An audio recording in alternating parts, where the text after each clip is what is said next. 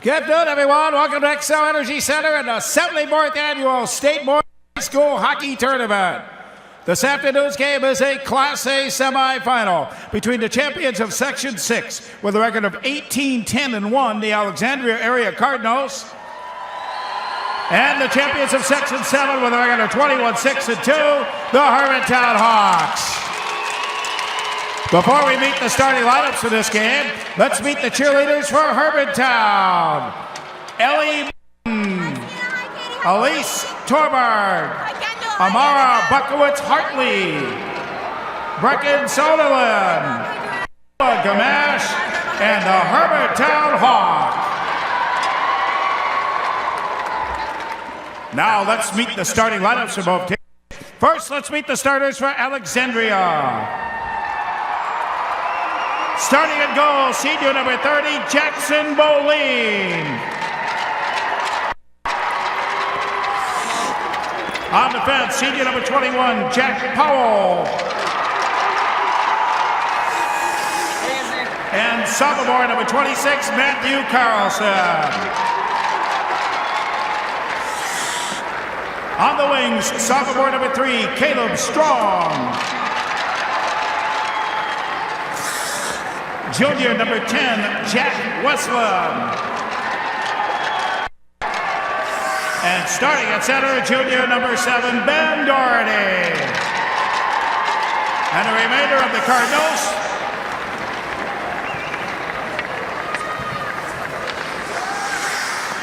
The coaches are Pat Moline, Brian Krause, John Cullen, Bruce Hanstad, head coach Ian Resch. Now let's meet the starters for Hermantown. In goal, junior number 33, Cole Manahan. On defense, senior number 6, Trent Medill.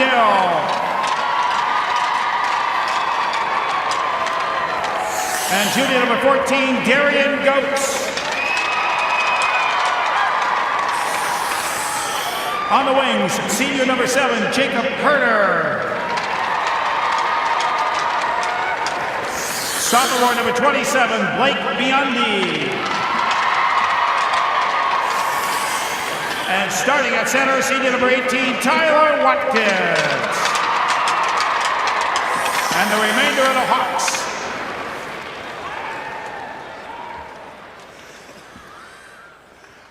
Assistant coaches Nate Buck, Matt Swanson, Joe Milbauer, Chad Huddle, head coach Patrick Andrews. Here are the officials assigned for this game. On the lines is Jeremy Wadby of Golden Valley, Brent Johnson of Burnsville. Your game referees Jason Bergeron of Crystal and John Priester of Stillwater.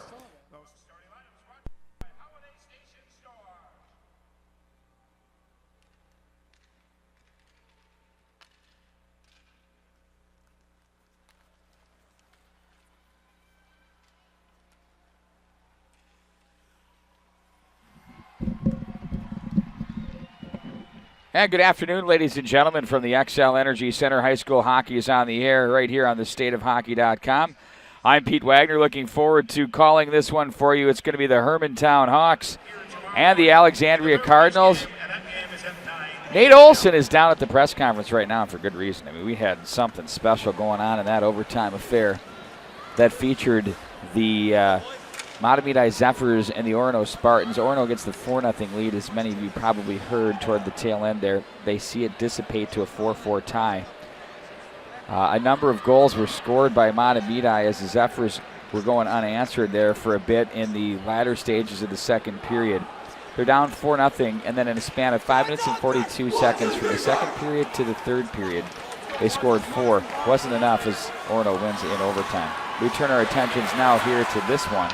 And this is going to be a dandy between the Alexandria Cardinals and the number 1 seed. It's number 4, number 1 seed game here. Hermantown Hawks. These two teams will be facing off here with the right to go on and take on the Orono Spartans. Get a look at the goaltender. It's going to be Jackson Boleen in goal once again. He started the first game for the Alexandria Cardinals, and he'll be facing off against the Hermantown Hawks. Big fella in net, that's Cole Manahan at 6'3". The junior goaltender's been very good for this Pat Andrews led edition. A nice crowd here at the XL Energy Center. We're so happy to have you here with us today as we're underway from center ice. Face-off was taken there by Ben Doherty of the Cardinals as they're going to play this one in. Off Doherty's stick, back in behind the net. Trent McGill is there. Plays that one back in and behind. It's going to be Goetz with it. And now the Cardinals will play this down the rail up high at the circle. There's a shot in on goal that's held by Manahan. He feels his first piece of rubber. That one came from up high. The Cardinals enter this game with a record of 18-10-1. Meanwhile, the Hawks are 21-6-2. They're unbeaten against Class A teams. Big pass there from Goetz back through the goal mouth there. He had confidence to the right wing side as he goes to Herder. There's a shot that's blocked. Herder now is going to flush his man. The Cardinals defense out of their own end. On it on the right wing side, it's Jack Westland. He had a good game the other night in their quarterfinal win as well against Thief River Falls, and it's going to be Goetz who's going to carry this one up the ice. He'll cut back against the grain. The Hawks with a shot there that's blocked by the defense. Does not get through on Boleen. As it's going to be Biondi, who had the hat trick the other day for the Hawks. Picked off at the line now for the Hermantown squad. Peterson was there, loses the handle, and here comes Alexandria back through center. There's a lot of players closing on each other here in the early going, as the real estate is not for sale. At center, reaching back and sweeping that down is Joseph Bigger as he plays that one into the corner. Right side of Manahan in the Hermantown goal as they're going to play this around up high to the line. They'll try to tuck this one back in against the grain. On that play there was number 12, Evan Latimer. Now they'll play it to the right wing side. On the move, it's going to be Dropic with it. That's off his stick. Poked wide of the mark by the goaltender. Now it's going to be Dowd with it to play it to the left wing side. He gets a little bit of help. The Hawks in control with Sam High across center. High's wrist shot took Boleen by surprise as he'll handle that one with the glove and cover it up with 15-11 to go here in the first period. We're scoreless. Hawks are on a 7-game winning streak. They have 3 overtime wins this year. They've outscored their opponents in that period, 40-16. And by the way, they're back-to-back state Class A champions looking for the MVP. You think about the Hawks being, somewhat handcuffed in their ability to win back in the day when it was Breck and St. Thomas Academy that were awfully difficult to beat and finally broke through. The East Grand Forks had their say for quite some time, and now it's been Hermantown's turn. All 6 of Hermantown's losses came to Class 2A schools this year. They opened up the season with a terrific run, or against some terrific teams, that is. Not so terrific as they're 1-3-2 in their first 6. Sent back in behind the net. Cardinals on the move for the forecheck. That's going to be Jacob Stender as he tries to kick it back up the wall. That's going to be handled now to the left wing side. Hermantown in control with it. Ben Sillenjall was there as he loses the handle. Cards taking away their blue line impressively so far as they're not allowing the Hermantown Hawks to get going in the offensive zone. Herder is hounding the defense there. Biondi tried to pinch down the wall to block that with the body. Instead, it's the Cardinals back out of the zone, sent in deep by Westland. It'll carry him back in behind the net as the puck will be played now by Trent McGill. McGill comes together with a couple of Cardinal players, and it's going to be handled back in the net by Tyler Watkins. First time I've said his name here. 13:45 to go in the first period. We'll hear his name plenty tonight. Puck through center. That gets away from Caleb Strong of the Cardinals. And it'll be the Hawks of Hermantown to control to the left wing side at the Cardinal line. They're going to ring it all the way around up high to the right side. Chip back into center. Now on it for the Hawks. That was high with it. Now it's Biondi. Nice move in on goal. Doesn't fool Boleen. Couldn't pull the trigger. But Biondi created some space. Nice play there. That's off the stick of Pesta. And that's played back in behind the net. On it now, it's McGill to play it to Herder. Dribbles back through traffic. The foot race ensues. On it's going to be Baker. Baker comes together with his man. And they're going to play this one to the right wing side. 12:57 to go in the first period.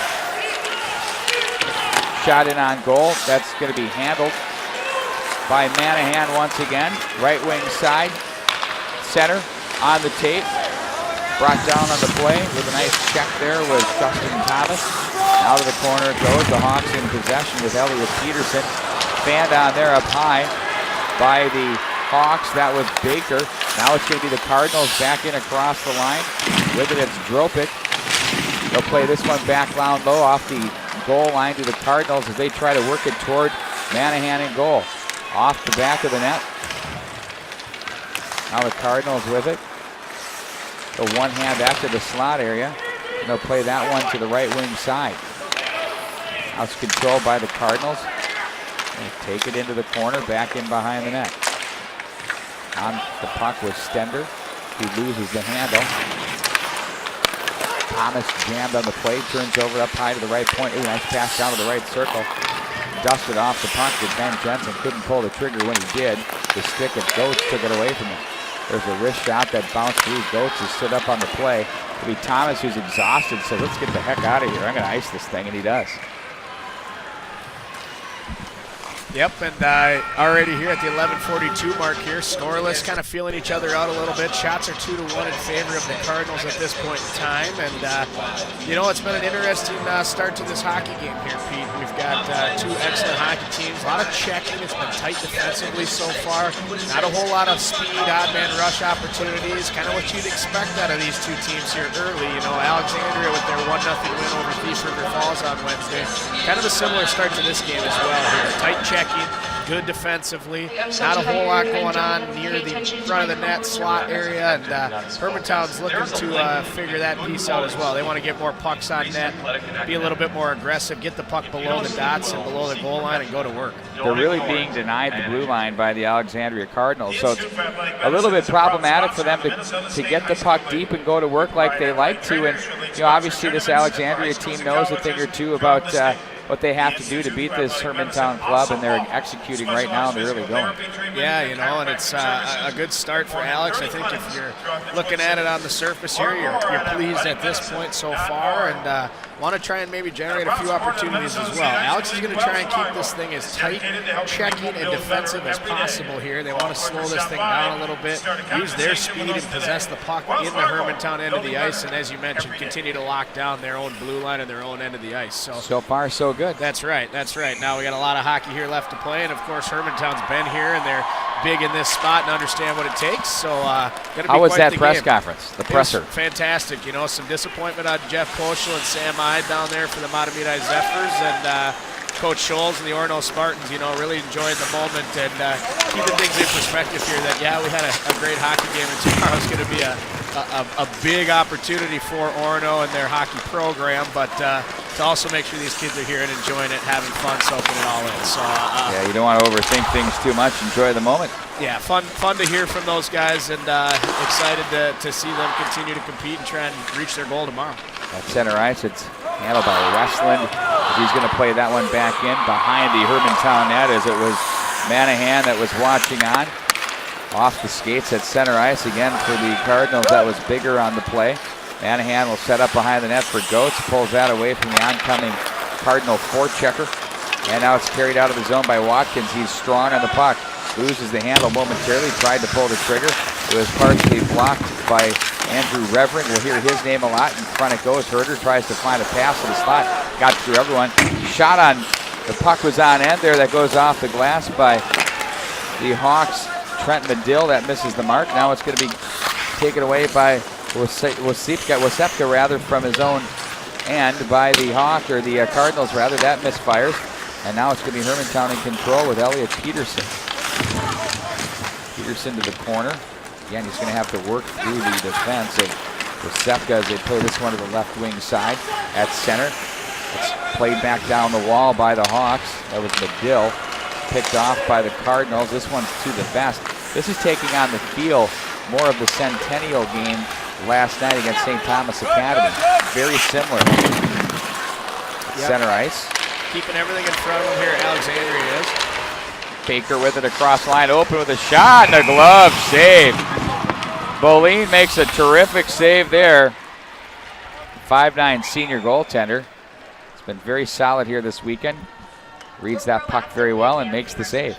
Yeah, there, nice glove save, and was able to see it. No traffic in front of it. It was a nice, quick, hard shot on net there for the Hawks. But, a good opportunity there in the first one, really, that Hermantown's had that has made you look a little bit and say, uh-oh, okay, here we go. So it was nice for them to get things going, and they finally gained the blue line, a nice zone entry there. And shots on goal here, 2-2. We're still scoreless with 9:41 remaining in this first period of our second Class A semifinal here, as the Alexandria Cardinals and Hermantown Hawks are battling to play in tomorrow's Class A state championship game, which will be at noon here at XL Energy Center. Earlier today, in overtime, the Orono Spartans held off a 4-goal comeback from the Matamidi Zephyrs to earn their berth in the Class A state championship. And these two teams here looking to join Orono and the Spartans in on the fun tomorrow. That was a big-time comeback there, no question. Yeah, and I mean, you just... Excellent job there, too, by Orono. You know, they really could have let that get away from them, and almost, you give up a couple goals, and all of a sudden it's tied. You think at 4-0 you have everything held in check, and Matamidi really pushed it on them, and only 2 shots in the third I heard period. some chatter from the media jackals down by the Cookies. Oh, yeah. Was it the biggest comeback in the history of high school hockey to result in a loss?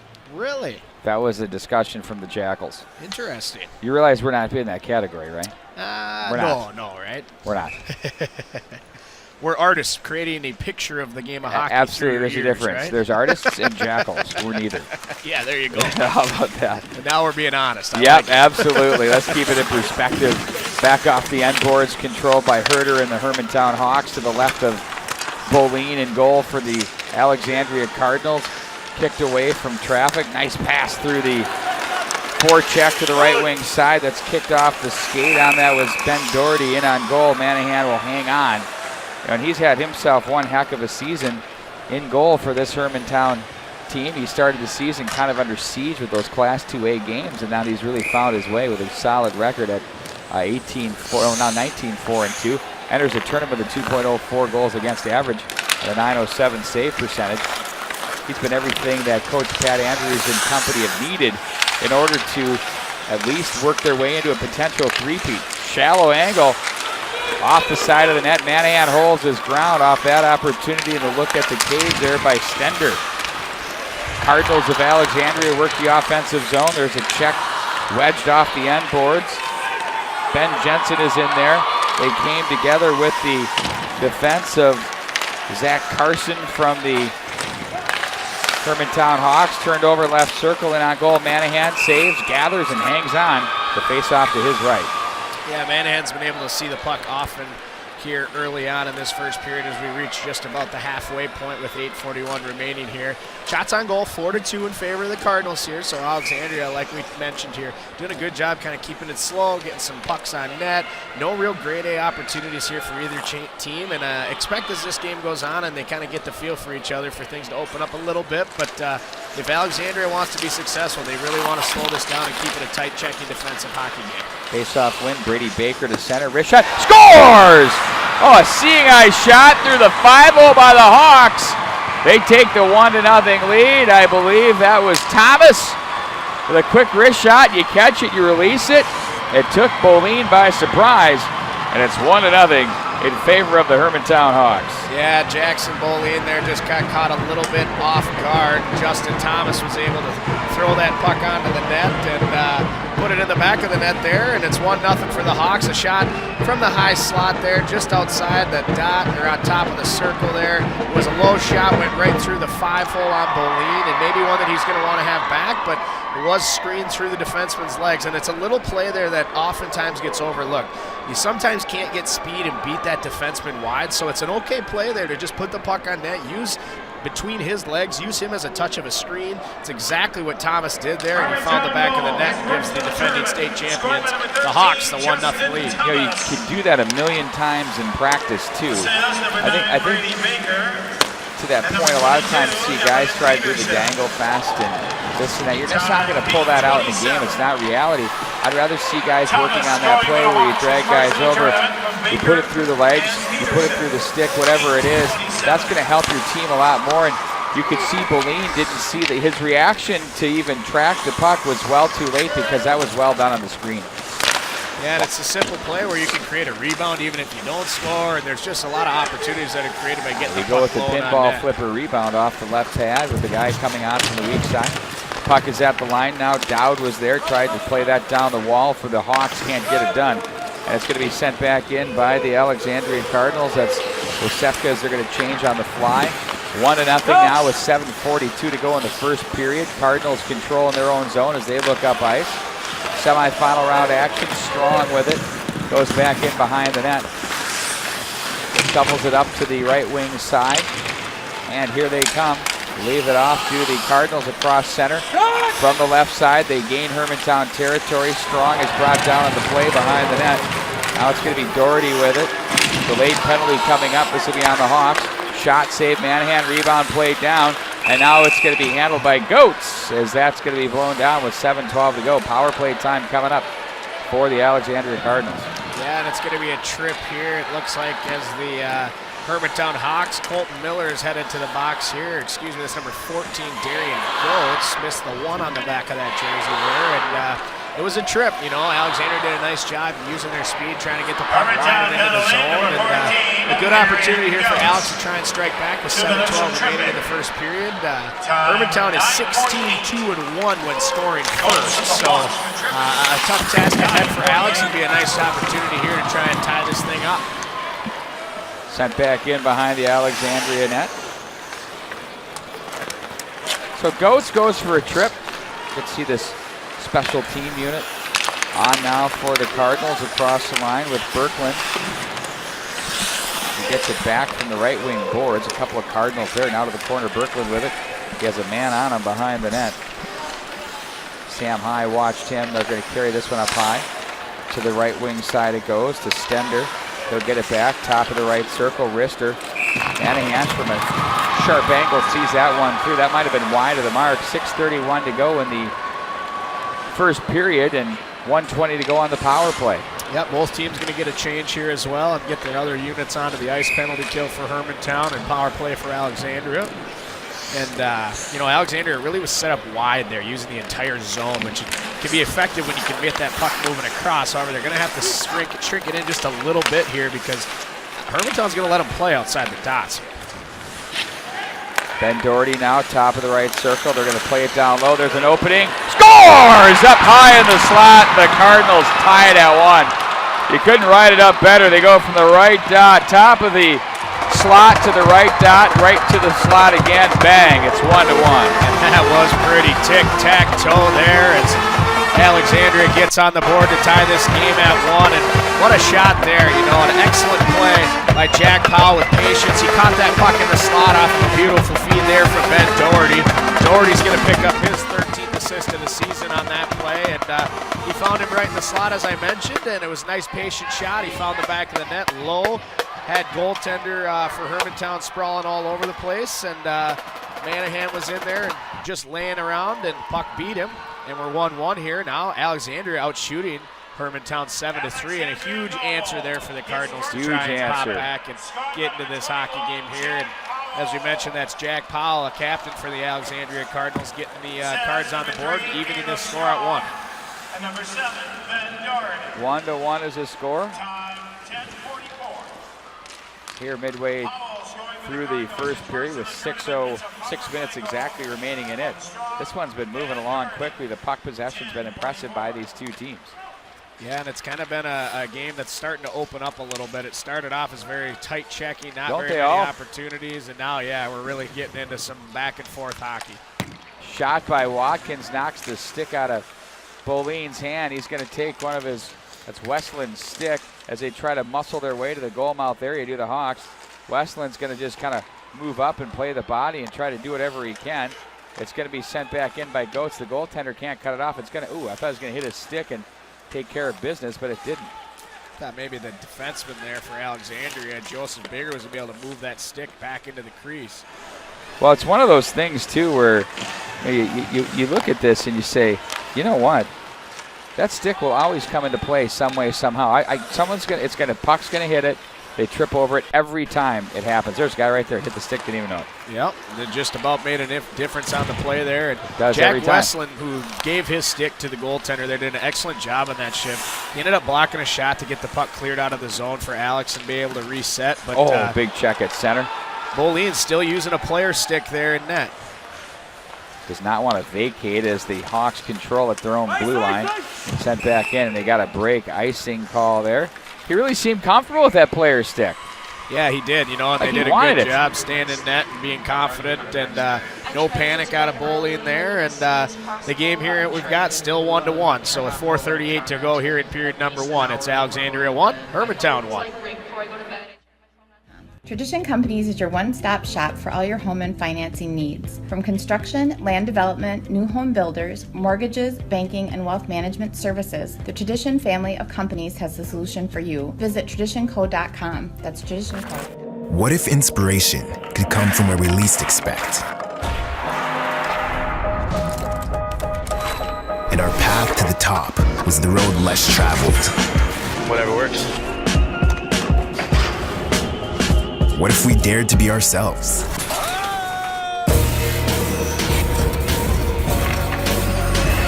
And we never stopped creating.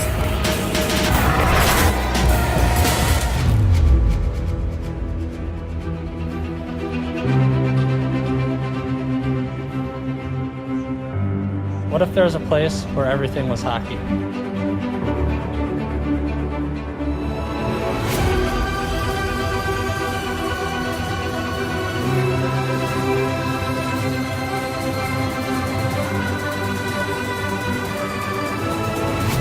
In Minnesota, there is.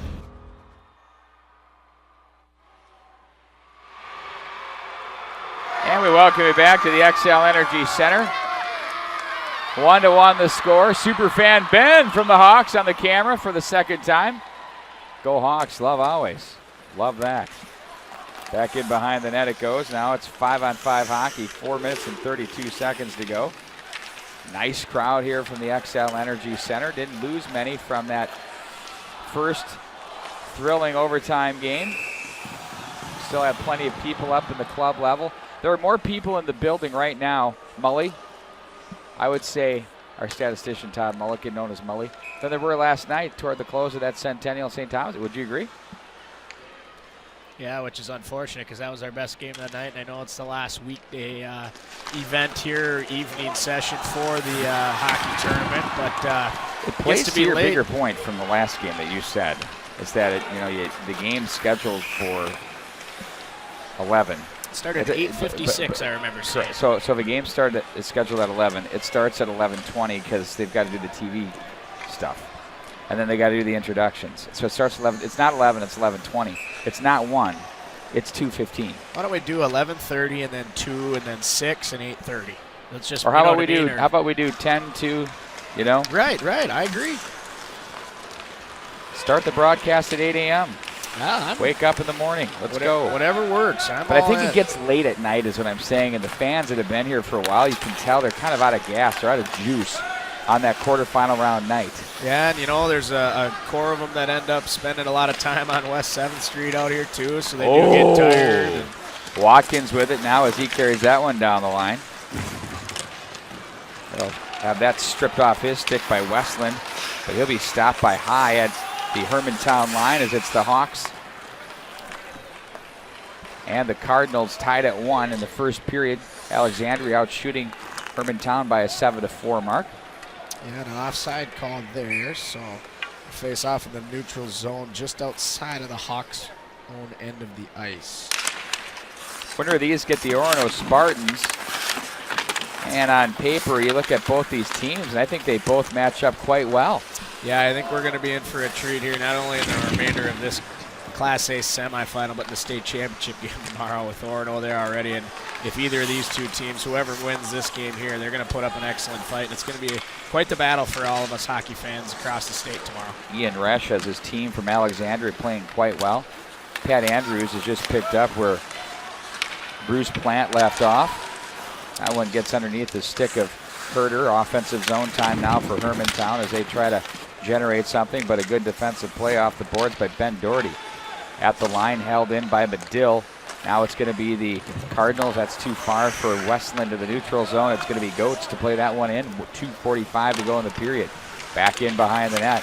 They'll look to control possession there as that was taken away from their goal scorer, Thomas. The Hawks, that is. And now it's back up into the neutral zone. Powell scores for Alexandria to tie it at 1. The opening goal scored by Thomas of the Hermantown Hawks. In on goal, glove save, held on to.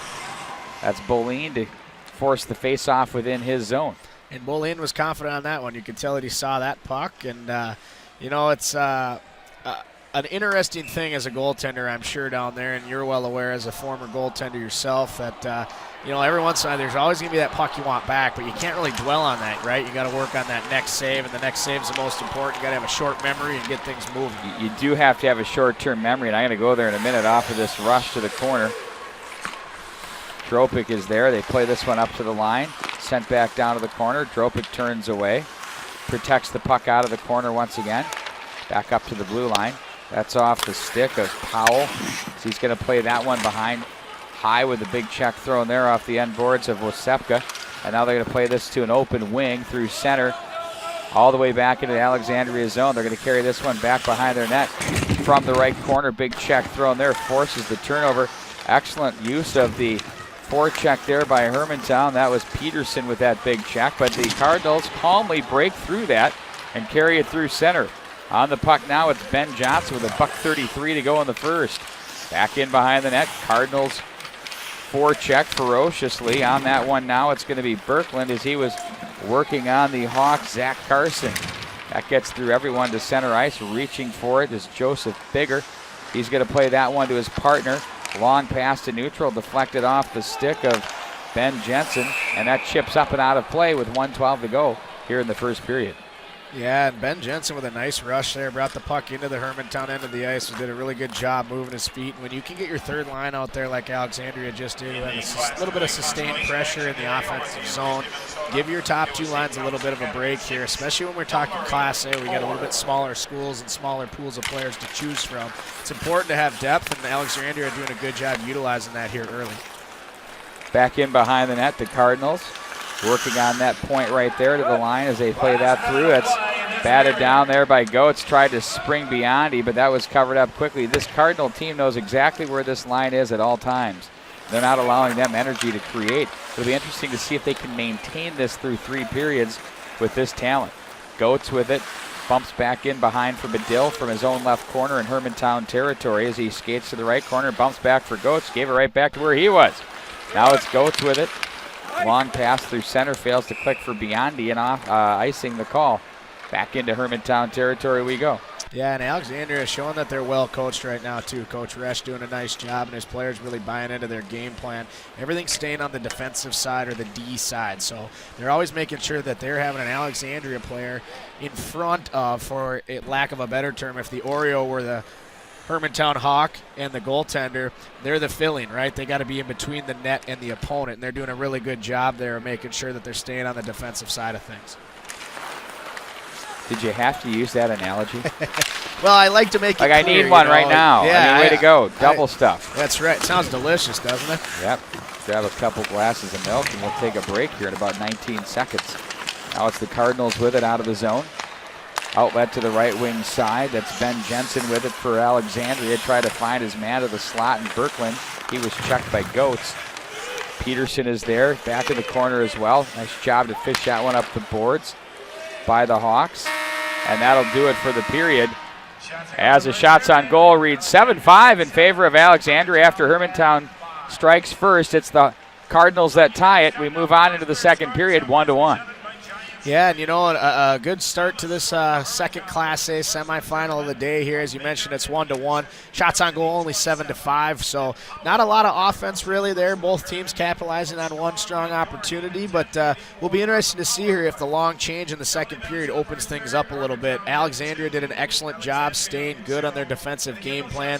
As we mentioned, keeping the Hermantown Hawks in front of them and really owning their own blue line and controlling their own end of the ice. They're taking care of the defensive zone, which is then led them to the opportunities to move the puck up the ice, get some speed through the neutral zone, and try and sustain some pressure. But they're getting excellent pushback as well by the Hermantown Hawks, who've been here, and this is kind of their thing. It's March. They're at the X, and this is what the Hermantown hockey program does. So they've played in 9 straight state tournaments, won the last 2 state championship games, runner-ups those first 7 years before that. So this is exactly what Hermantown does, and Alexandria's going to have to keep playing exceptionally well defensively and then capitalize on a couple more opportunities in the offensive zone if they want to knock off the defending state champs. We'll take a timeout. When we come back, we'll have the second period for you in 14 minutes right here at thestateofhockey.com. Thanks for joining us.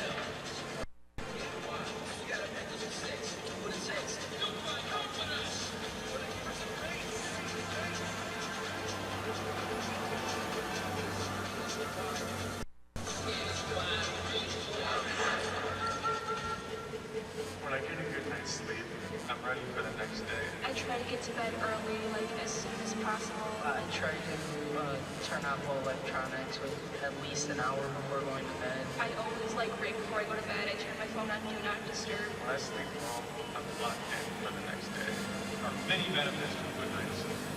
You're sick less often, grades are better, your reaction times are quicker. If you don't sleep well, seek professional help. Don't ignore it.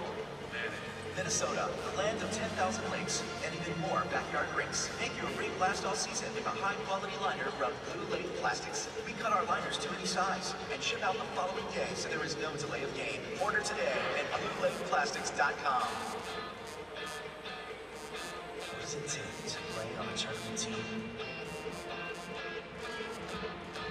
The same kind of commitment it takes to open Minnesota's first copper nickel mine. Protect our treasure, our woods, water, and wildlife. Congratulations to all the tournament teams from Polymed Mining.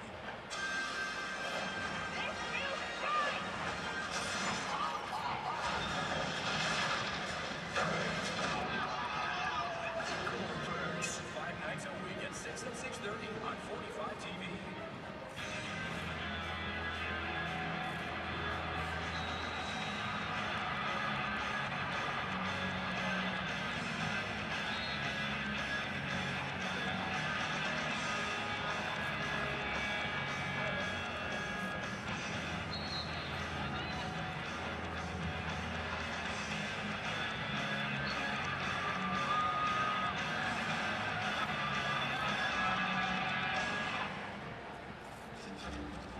This is Aquabites, brought from all over the state of Minnesota. That's getting right out of my backyard and cooling.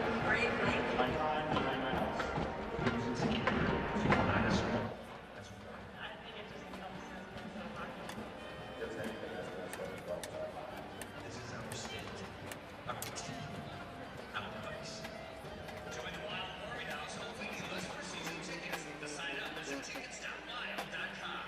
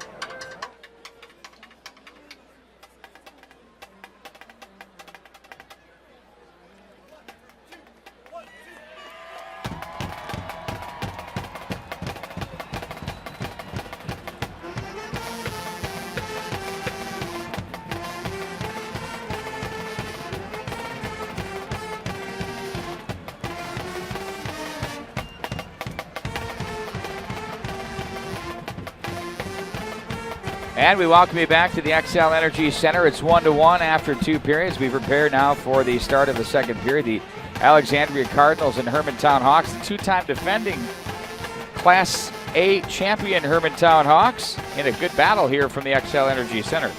Yeah, and as we mentioned there, shots on goal in the first period were 7-5 in favor of the Alexandria Cardinals, and I think Alexandria's got to be happy with the way that first period went. They did a nice job responding after the Hawks took a 1-0 lead early on there, and as they move forward here, they want to continue to stay tight defensively, keep everything in front of them.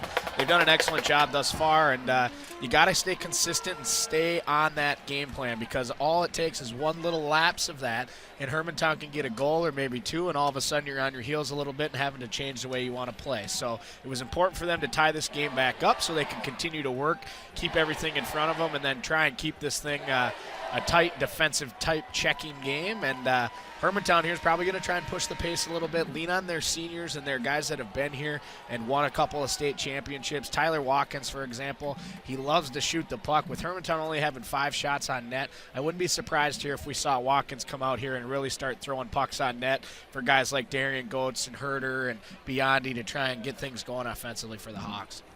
On-air production meeting, I'll take those at the second period. I lost my spot. Not that anybody cares, but off we go. That's right. Here come the Cardinals. They're going to move from right to left across your screen. Thanks for joining us here this afternoon. It's been a great week. High school hockey from the state tournament. Alexandria and Hermantown up through the neutral zone it goes. That gets away from Jack Westland. Now it's going to be handled by Jack Powell. Advances ahead for Ben Doherty across the line. Doherty with it. Plays a puck through traffic as that was intended for the Cardinals oncoming forward there that failed to click. Now it's going to be the Hawks across the line. That one misses the mark. And they'll play this one again back in behind the boards. On it now, it's going to be Medill to play that back behind Watkins, who Nate mentioned moments ago on the puck for a minute there. And it's going to be played back to the left side. Revering ahead. He goes to Caleb Strong. Strong will angle this one off the corner. Bounding puck handled by the Hawks as they're going to swing the boards. Brady Baker is there. Gets away from one man. Baker with it. Pickpocketed at the line. Oh, a big pet save there. That was a good one turned in by Jackson Moline. Ahead it goes now on the stick of Zach Wosefka to the corner. Protecting the puck, it's going to be Derek Dropik as he tries to find it through. Someone drops a stick. That was Sam High of the Hermantown Hawks. There's a puck in traffic that hit a man in front, and Pesta, as he turned to look and wondered where it went. Oh, Baker was just rocked into the boards right in front of the bench area. He's fine, though. He goes right to the bench. Stick save by Manahan up and out of play. That was a big check thrown in the neutral zone. Yeah, and we talked a little bit about this game being a tight defensive checking hockey game, and it's stayed consistent that way, particularly through the neutral zone. Not a lot of space for speed and skill to be shown. A lot of good job here by both teams, taking that ice away, making it difficult to maneuver through the neutral zone. And going to be interesting here to see if we can get some more shots on net for both of these teams. Alexandria only attempted 10 shots in the first period, and Hermantown only 13. So we mentioned how this has kind of been a game where there's not a whole lot of offensive opportunity, and that's been consistent so far. And we'll see if the second period brings us a little bit of a different open style of game. Now, your Mankato West team faced off against Alexandria earlier in the year. How would you say the way they're playing now versus when you saw their team back in the season? Where are they at from that perspective? Well, they've continued to improve. We had them, about the second week of January, I believe, and they were fantastic. They did a really good job, and they're sound defensively. They make you work and earn everything, and if you do get any pressure going, generally it's a one-and-done type of deal where they're really good at making sure that there's no rebounds if it's bowling in net, or the defensive core as well as the forwards take care of the puck and make sure that there's no or very few second chance opportunities. No worries. Nearly connected there as they had a man on the move That was Jacob Stender. Now that's a big-time roadie for you guys, really. I mean, to go up to Alexandria. Did you play a couple on the weekend there, or how'd that work? We did. So we played in Alexandria on a Friday night and then Sartell on a Saturday. And so, you know, we're in a unique spot in Mankato where we've continued to try and elevate our hockey programs there. Mankato East is a participant in the Class A state tournament this year. We were here 2 years ago. And those have created, as well as our Youth Hockey Association, some opportunities to strengthen our schedule. Sartell was an excellent hockey team. We've seen Alex here playing for an opportunity to play in the state championship. They're an excellent hockey team, so we're trying to do what we can, and it's a fun trip to kind of bring you guys together and work on elevating your game and playing teams that are highly competitive and that are going to be in the mix to try and be at the X here in March. Cards have been really good on the one-on-one battles here.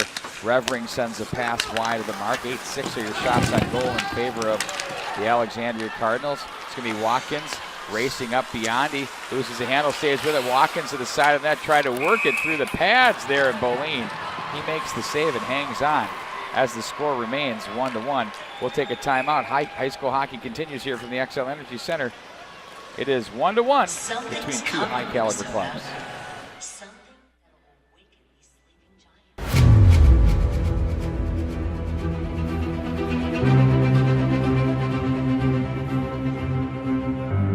What if there's a place where everything was hockey?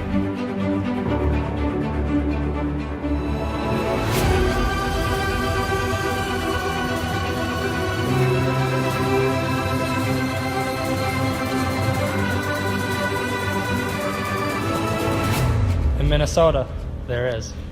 Tradition Companies is your one-stop shop for all your home and financing needs. From construction, land development, new home builders, mortgages, banking, and wealth management services, the Tradition family of companies has the solution for you. Visit traditionco.com. That's traditionco.com.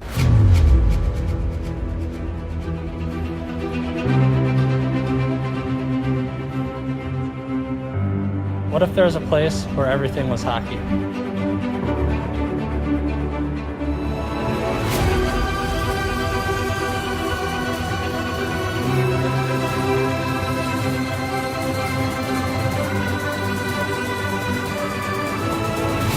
In Minnesota, there is.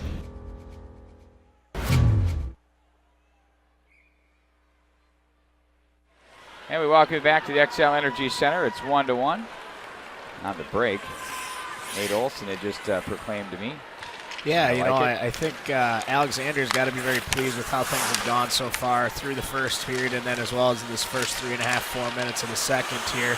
It's been tight checking, low offensive opportunities, sound defensively, and I think Alex wants to continue to keep this thing slowed down a little bit. They do not want to get into a up and down transition fast type of hockey game with Hermantown. They understand the power of the Hawks and want to have a specific game plan here and stay within themselves, which made them successful all year. Helped them beat St. Cloud Cathedral to get here to the X as well. Very good Crusader team. Very, very good. So they were a talented team that Derek Brown had up there this year. And, Alex earned their way here, and now they're battling for a spot to play Orono tomorrow for the title. Big collision at center ice. In the play, there was Elliot Peterson that ran into a Cardinal player as they're going to regroup in their own zone. 12:50 to go in the period. Collision there. That was Powell, I believe. Jack Powell has his team's goal. Amazing. They've got him. Was this a power play goal? It was. Yes. Beautiful tic-tac-toe. That's right. Silly me. All these goals start mushing into one. Off the skates of Revering as he plays that back up to the left wing side. Behind the net. Boleen was prone off the left side of the net. Now it's going to be picked up by the Cardinals. It's going to be Latimer with it. Long pass to center. That's picked off. Watkins with it with energy across the line. Snapper. Ooh, want to go high blocker. Hit a couple of stanchions on its way around. Through the slot area now. The Cardinals will come away with it. They're going to send this one to center. That's not off a stick. An icing call as it makes it all the way down.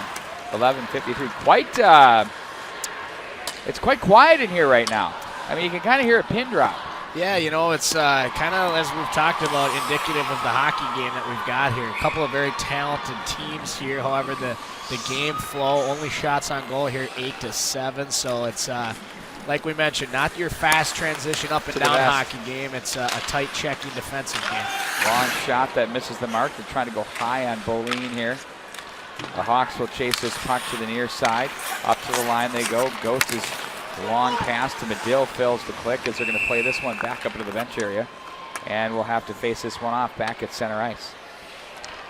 Yeah, we've got 11:34 to play here in period number 2. And both student sections here today going with the USA red, white, and blue theme as well. So we're looking across the ice here on the bench side of the XL Energy Center at the Hermantown cheering fan section. And below us is the town of Alexandria, virtually the entire town here, big supporters here. And if you ever get to a chance to go up to a game there, it's an awesome building. They do a light show, laser light show. The community's all involved. It's a fun barn to play in.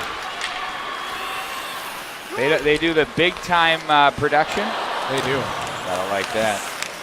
Pass through the goal mouth area. Had Ooze and Oz there as it's the Cardinals that calmly play that one back up through the center ice area. Goats with it. Long pass ahead. Now it's going to be handled by Biondi across the line. Loses the handle on that one at center ice. Now it's going to be the Cardinals turning this one back up ice. Loading that shot up and having it blocked is Derek Gropik. Now it's sent back on. Gropik had it in front as the Hawks started to vacate the zone on a turnover taken over by the Cardinals. That shot came from Osepka. Now it's going to be through center ice with Peterson across the line in on goal. And that's going to be handled again by Jackson Boline. It'll be his 8th save or 7th save of the game now. Yep, shots on goal creeping up here now to 9-8, Pete. Almost halfway through this game. Nifty little move by Watkins there as he went to the backhand on a little backhand toe pull that got the oohs and ahs. Face off here to the left of Jackson Boline and the Alexandria Cardinals defensive end of the ice. Revering gets the face-off win for the Cardinals back behind their own goal as he protects it up the right wing boards, bumps the wall to center. Rolling puck, they're going to be content to just play it in deep. That's Gropik on the play. That's off the stick of the Hawks' Baker. There's a wrister, that one over the glass. Karam comes all the way back through. Here come the Hawks out of the zone. Peterson, right circle, well wide of the mark. Up to the line it goes. Here's a wrist shot that was blocked, and it's going to be taken out of the air by Sam High as that one then goes back up off the netting. And that'll stop the clock with 10:04 to go here in the second period. Yeah, deflection there going high up into the net in here behind the net of goaltender Jackson Boline here on the Alexandria side of the ice. So again, we're going to face off to his left. And a golden opportunity here with 10:04 to play, as you mentioned, for the Hermantown Hawks to try and gain some offensive zone sustained pressure. A shot in there wide from the point. That was Darian Goltz putting it on net and just missed Boline. Notice there's a trend. They're trying to go high quite a bit here in this period on Boline, and it gets into to me, the category again. If you start picking corners, you hear a lot of the clanking glass and the rattling of the stanchions. You know, when you hear that on your speakers at home, it's hit the pads, get the rebounds. How often have we seen 5-hole goals here on these big games, these big stages like that, or goals that are beating goaltenders about 6 inches off the ice? You know, as a goalie, I'll tell you this. The easiest thing you can do is catch the puck. I mean, just please give it to my glove. I'll take that all day long. I mean, it's like catching a baseball for crying out loud. Exactly. Or a blocker pad, fine. I'll just you just steer it out of there with that. Same thing as catching it. Back up to the neutral zone area. Biondi with it from the left circle. Again tries to go high. Nothing doing there. Another shot that's going to be high that's blocked. It's just a constant theme here. Go to the 5-hole. I say it every time. Back in across the line. Here come the Cardinals. They'll cut back. Westland, nice move. Brought down on the play. Nice little check there defensively by High as he'll steer that one aside with his skate from in front as a shot from the point came in as the Hawks will break out. High will swing that one back in behind that all the way around and hard as it's going to be picked up by the Cardinals to center. 8 minutes and 30 seconds to go here in the second period. Tied at 1. Off the boards, Medill better hurry because it's going to be strong. It's bothering him. A spade for the puck. Watkins comes with it, goes down on the play. Wondering how the heck that happened as he looks over his shoulder. Now it's going to be handled by Biondi up across center red. He'll flip that into a far corner as Watkins will come together with it as he tries to play it to an open corner. He does. Shovels back up to the left point. High, quick wrist shot that's blocked again. Block shots have become a premium here for the Cardinals too, especially here in this period. Herder back up for High. He's going to keep this one low, right into the midsection. Nice job by Boleen to control the rebound and hang on to it. We'll keep it here.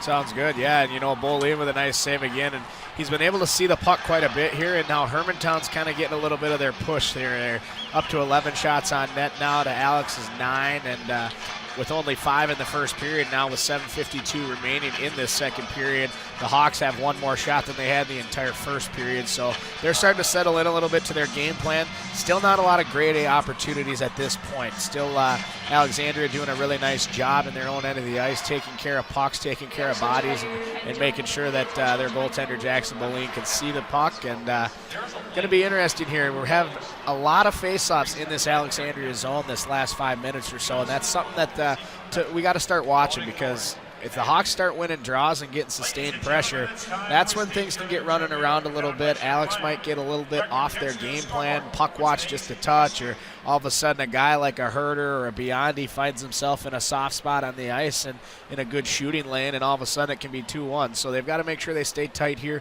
try and get some sustained pressure going the other way, and see what they can do. They're going to have to push back on Hermantown a little bit here, as Hermantown's kind of settled in to say, okay, Alex, we'll play your game here, but we're going to do it by taking our shots and taking our patience in the offensive zone.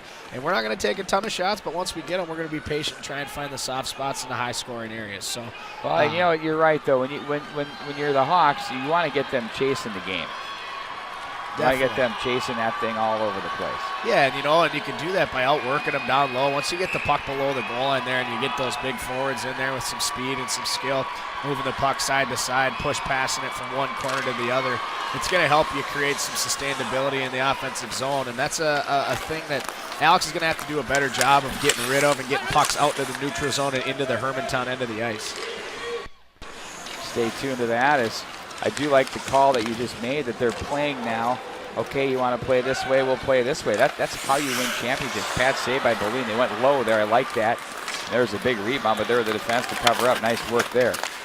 Back up to the left wing side it goes. It's going to be backhanded right back in at the Cardinal end with 7:18 to go. The Hawks have had a little more of the zone time here in the second period. Cardinals unfazed by it, though, as they're playing well. As it's Stender with it across the line. Blocker pad save. Manahan turns that one aside. It's the third shot of the period now for Alexandria. Goes against 7 so far for the Hermantown Hawks. There's a shot by Watkins. Or checked out by Goetz in on goal. That's handled by the glove of Boleen. A couple players come together. No harm, no foul. We're going to play on. Yeah, getting acquainted there in the corner a little bit of shoving going on, a little bit of animosity maybe between these two teams building as we stay in this tight 1-1 hockey game here. And, the tensions are going to get high as this game continues to move forward here as we get closer and closer to the end of regulation here. Over halfway point now with 6:50 to go in the second period. And tensions are going to be high because you're playing for a huge golden opportunity to play in the state championship tomorrow.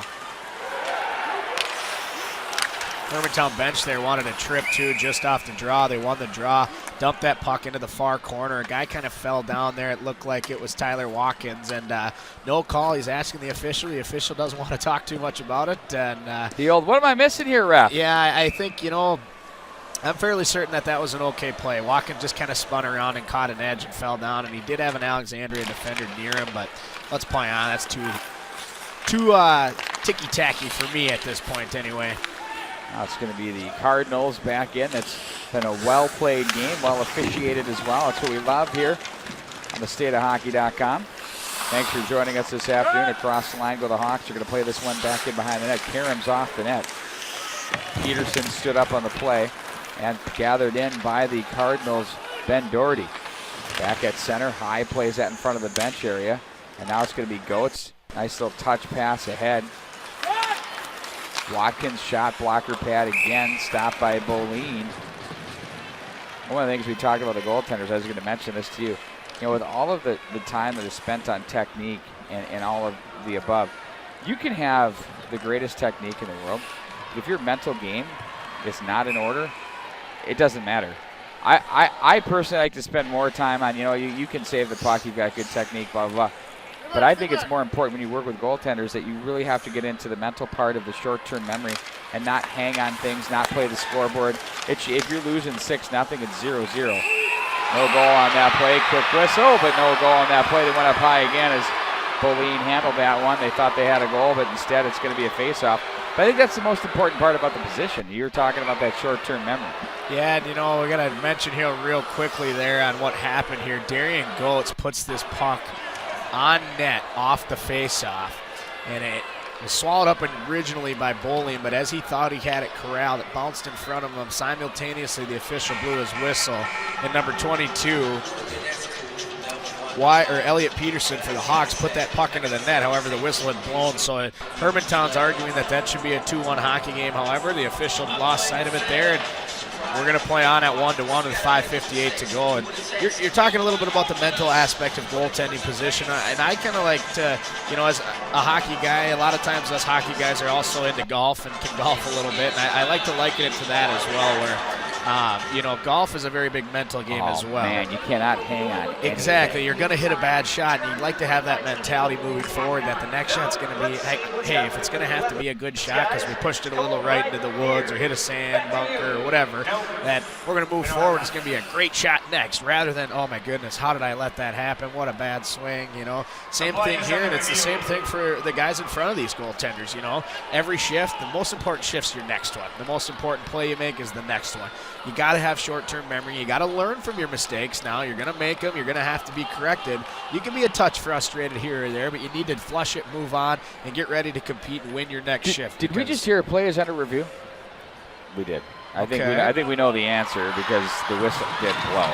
The Alexandria faithful are happy, so. Yeah, and that one's it would have been a goal had the whistle not blown, but Coach Patrick Andrews is down there questioning, hey, what's going on? Just wanted to make sure I understand why that whistle was blown, and that's another thing where that's not even reviewed if we're out in the regular season or the section playoffs, and it was just a quick check there to make sure. Did they ever give you a good enough answer? It depends. It depends, too, a lot on your relationship with the officials. I officiated for 8 years myself, so I got to know a lot of officials in our area down in southern Minnesota, and I understand, my biggest thing is if you're in position and you make the wrong call, you're a human, you made a mistake. But when you get out of position or you're not on your line or you're behind play a little bit because you didn't work hard enough to get in position to make the call, that's when the frustration really kicks in. So I think, the officials have to be remembered here as people. And as we go here, Hermantown with a beautiful shot just off the side of the cage. Tyler Watkins hits the pipe. Herder Biondi hops in just a half step ahead of the play. Offside at the line with 5:38 to go in the second period. And a 1-1 tie between these two hockey clubs. Now, there haven't been a lot of power plays in this one. There haven't been a lot of infractions to discuss. It's been really a well-played chess match between these two teams. Definitely, and now the Hawks with their 10th shot of the period, so it's 10-3 in that department this period. 15-10 now for the game. Hermantown kind of taking control on that piece of the scoreboard, and even though territorially as well. Right, and even though it's only been 10 shots on net there, the Hawks have that many. Like we mentioned, only one or two of them really a real good opportunity to score. So going to be interesting to see here moving forward if the Hawks can get to higher scoring opportunity areas. Hawks try to go short side shelf with Watkins there. Now Biondi forechecking off the end boards. Watkins now pushes his man around, but Powell wasn't impressed as they still make the breakout through the Cardinals. They kick it to the near side. Strong is there. You do feel as though that the game is being chased a little bit by the Hermantown Hawks, as it's been in their zone much of this second period with 4:50 to go. Yeah, and if fatiguing as well. Defending is fatiguing. Oftentimes you're going to see a lot of Alexandria Cardinals in front of their goaltender Boline as well. Two all the time. They're low forward or their weak side forwards getting low in the slot to help out that defenseman in front of the net. For a shot to the midsection, Baker pinches off the left wing boards and on goal covered by Boline, and they'll face off again. I brought this up a few times. The shots even from the point are waist high. I mean, I know it's part of the game now with the new way of tipping the puck is the Ryan Smith style out of the air and all that, but man, a lot of those coming in high. Yeah, and it's interesting. We've seen it a little bit on a couple different scenarios this week, but a lot of times you've seen the hockey game grow to like, as we talked about a chess match, a lot of times you're going to have defensemen intentionally missing the net, hoping for that bounce out into the far side, into the slot, or into a scoring opportunity. And, why not do that rather than fire one waist high? In warm-ups, I'd work on that constantly. Work that angle off the boards, especially if these boards are lively here at the XL Energy Center. Well, you're the Hermantown Hawks, right? You've defended your state title a year ago to win 2 in a row, and you've been here 9 years in a row. So you got to be familiar with this building and use that to your advantage here as well. So easy for us to say up here. Well, one thing about the Hawks, too, that you mentioned 2-time defending champions, and it hasn't been easy. We had that reviewed goal last year where we had to pick up the gear and get back out and do it again. It hasn't been easy for them, and they've had to earn it every time. That hits someone in the front of the net on its way through. That was Hausman of the Hawks as they control to the top of the right circle. Bumped off the boards. That's handled by Revering as he's going to play that to center ice. Hawks will try to chip that through, turned it over. Here they come. Shot from the right side. A bullet there. Nice one taken by Ben Johnson. And Manahan turns that away with the right pad. He had to go down to get it. Nice save there. 6 inches off the ice. Alexandria finally getting an opportunity here. It seems like it's been a little while since they were able to get anything going in the offensive end of the ice, and now they're going to look to transition through the neutral zone and keep it going. That was off a turnover. They get it back and set it in back into the corner. Puck will be protected by Dropic. He goes down on the play. It's fished out of there underneath the stick of Baker as he comes back and gets it now for the Hermantown Hawks. Wide of the mark. It's funny how our sounds come in and out. It's been an energy issue. It has been an excellent energy issue. Yes, you're correct. Center, not company. True. Sorry. Cards and letters coming in the mail. You can see it right now. Some poor support personnel won't know what the heck to say. To the right wing side it goes, way back in behind the net. Peterson was there. 2:53 to go in the second period. Rink wide. Played down by the Cardinals of Alexandria as they'll race through center. 1-on-2. Don't forget the 2 semifinals games tonight as well as the championship games. They score! The Cardinals! It's 2-1. That thing came out of nowhere as there was a little forecheck off the end boards in the slot area. I believe that's Caleb Strong, and it's 2-1 Alexandria. Yeah, that was a nice job there by Strong to put the puck in the back of the net. It was an excellent pass on the backhand there by number 10, Jack Westland, who's really kind of been the heart and soul of this Alexandria team all season long. And he helps get the puck to the slot there. A nice patient shot. It all started there as well by number 21, Jack Powell, the first goal scorer of the game, working his way wide into the zone, did a nice job driving that puck to the net. He didn't just throw the puck either. He had to vacate behind the net. He throws that backhand pass out, and he finds Caleb Strong, as you mentioned, in the slot there. Strong with a nice job. He goes short side, beats Manahan on the glove. And just like that, on the 12th shot of the game for the Cardinals, it is 2-1. Alexandria now takes the lead here with 2:37 to go in this number 2 period. 14:22, the time of the goal. 2.5 to go. The Cardinals survived the surge from the Hermantown Hawks.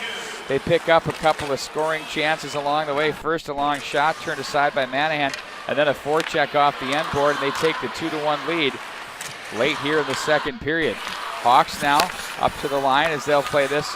They're no strangers to playing from behind. They had to do the same thing. Down, I think they were down with the Greenway Raiders. Yes, Greenway, an excellent hockey team. The Raiders really built their program back up and have had a couple of very successful years, and they've been rated in the top 5 all year long in Section 7A as the 2 seed with Hermantown the number 1 seed. And, that game was an excellent game up there at Amsoil Arena in Duluth. It was a 3-1 lead the Raiders had.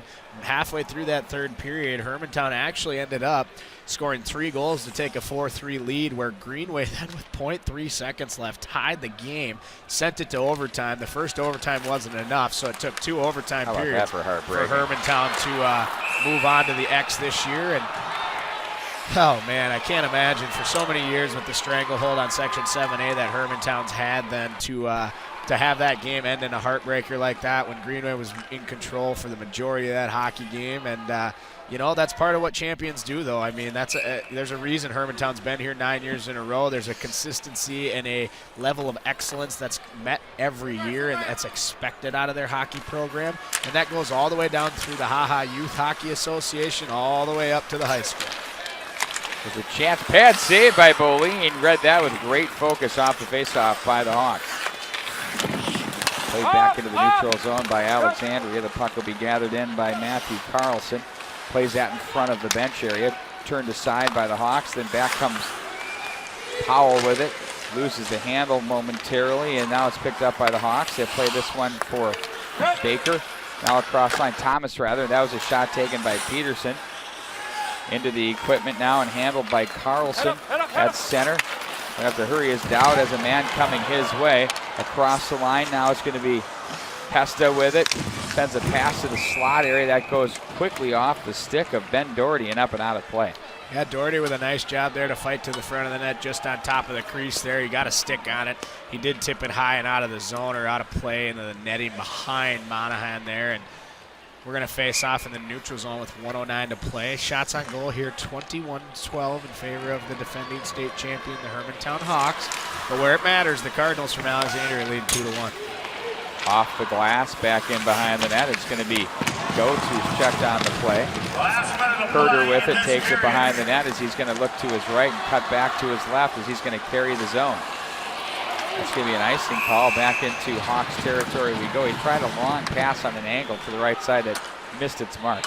Yeah, and you know, now it comes down back into the Hermantown end of the ice here, and an important face-off to the left of Monahan there now as we get late into this second period with 51 seconds remaining, and a huge opportunity for Alex to try and get something going and sustain pressure here to finish out this second period and build on that 2-1 lead. At center ice, Revering, foot race now with Biondi. Biondi puts pressure on him. 41 to go in the period. Watkins takes a swing at that, looks for Herder. Back in behind the net it goes. Alexandria with it. That's Latimer to try to play that to the right wing. That was a shot through the slot area there by Watkins that misses the mark. Strong with it now. Strong plays ahead as it's Westland to guide it back in behind Monahan with 20 to go in the second. 21-12, great rush album. Hermantown leads on your shots on goal. Temples of Syrinx, of course. Todd Mulliken can play that from cover to cover on the drums. Great drummer and statistician. Play this one up to the line. Controlled now by Biondi, who sends that in on goal as Boline turns aside his 21st save of the game as that ends the period. The Cardinals will battle through, hang on, and get what they want. That's a 2-1 lead at the break. Yeah, Boline and the Cardinals did a nice job sustaining some pressure there and some push from Hermantown. 17 shots on net that period for Hermantown for a two-period total of 22 now, and Alexander with only 5. So they're going to have to look to try and get things going a little bit offensively here, but they're right where they want this game. They've got a 1-goal lead going into the third period. They got to win one period to win the hockey game now, and based on how they like to play with this defensive style, this tight checking hockey game, Alexandria is doing exactly what they want and have everything right in front of them where they want to be. So going to be interesting here to see what Coach Andrews and the Hawks do to adjust and try and even this thing up at 2-2 here, but going to be a fun third period, and can't wait to see what happens here as we inch just one more period closer here to the Class A state championship game being finalized. Again, Orono, the winner in overtime prior to this game here. 5-4 winner after withstanding what we did find out is the biggest comeback to not result in a win of 4 goals. The Zephyrs were down from Matamidi 4-0 there late into the second period, used a quick power play goal to cut it to 4-1, scored another goal within a minute left in that second period to cut the lead in half to 4-2. And just like that, quick goal to start the third, tied the game, carried play for the majority of that third period. Orono did a nice job regrouping and earned their berth in the Class A state championship game tomorrow, where they're awaiting the winner of this game here between Alex and Hermantown. And Pete, should be a fun rest of this third period here, as well as getting into the Class AA it's a semis, great which day. are just looming It's here. Just a great day. Right now, 2 excitement one-goal games that we've had, basically. We've had a lot of them in the Class A tonight. You know, there's some stuff to talk about there. Yeah, we've been fortunate now the last couple of years. The Class A has really done a nice job of improving programs statewide to try and up the competitiveness level. And, you know, we've consistently seen the AA have lots of competition. You know, it's a unique spot to be in as a Class A school, and especially when you look at these two teams, Alexandria and Hermantown, where they're areas of the state that aren't as populated. I know Hermantown's not too far from Duluth there, but you know, it's a unique opportunity for these schools to really improve their hockey programs, and a lot of these Class A schools now are scheduling AA teams and making things, you know. That's how you get better. Yeah, you know, really pushing and elevating where they want to make a play. So we're going to head to a break here for the rest of this intermission. We'll be back with the third period here from XL Energy Center again in the Class A second semifinal of the day. It's Alexandria, the Cardinals 2, and Hermantown, the Hawks 1.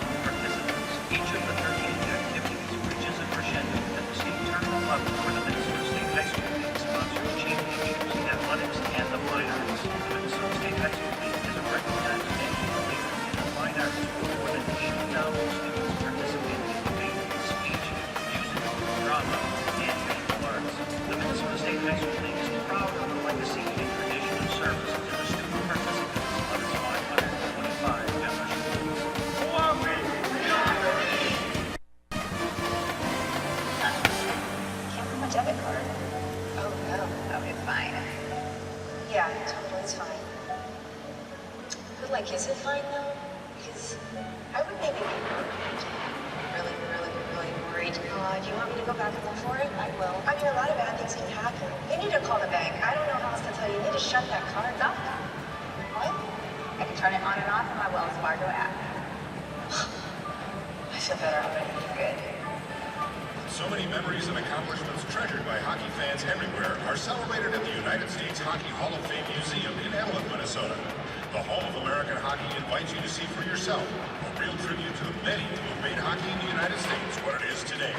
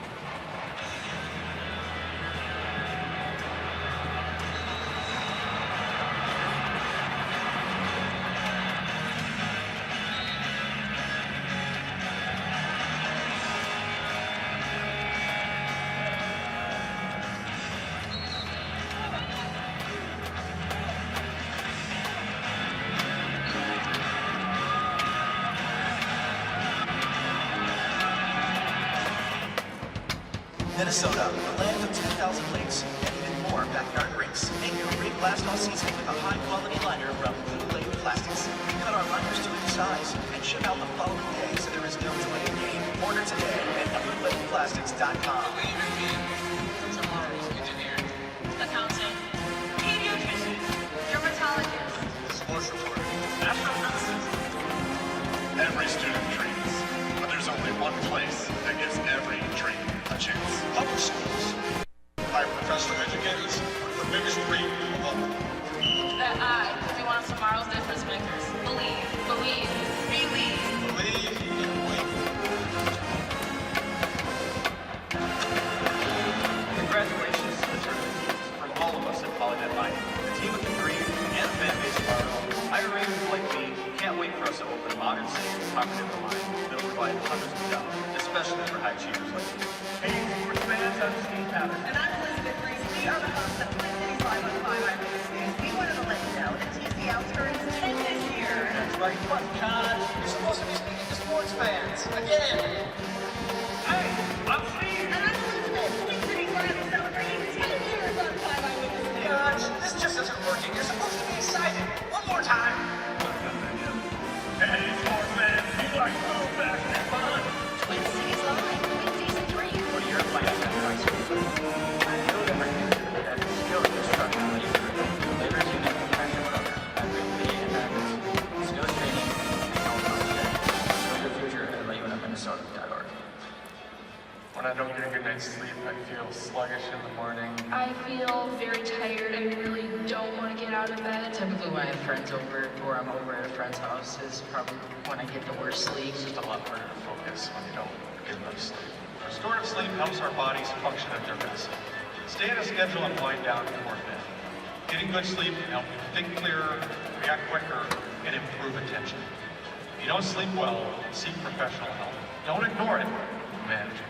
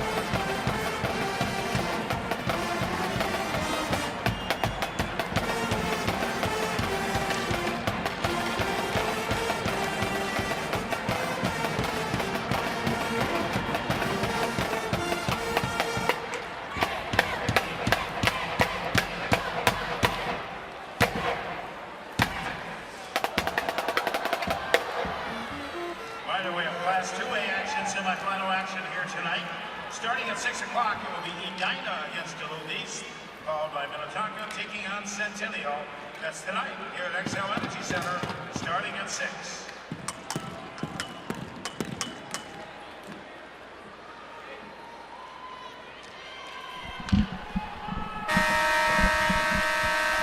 Well, welcome back. There's the horn you hear to start the beginning here of the third period of play in the Class A section semifinal. It is, again, Alexandria 2, Hermantown 1 here as we drop the puck and get things rolling. And off and running we go here with Hermantown taking the puck into the Alexandria zone.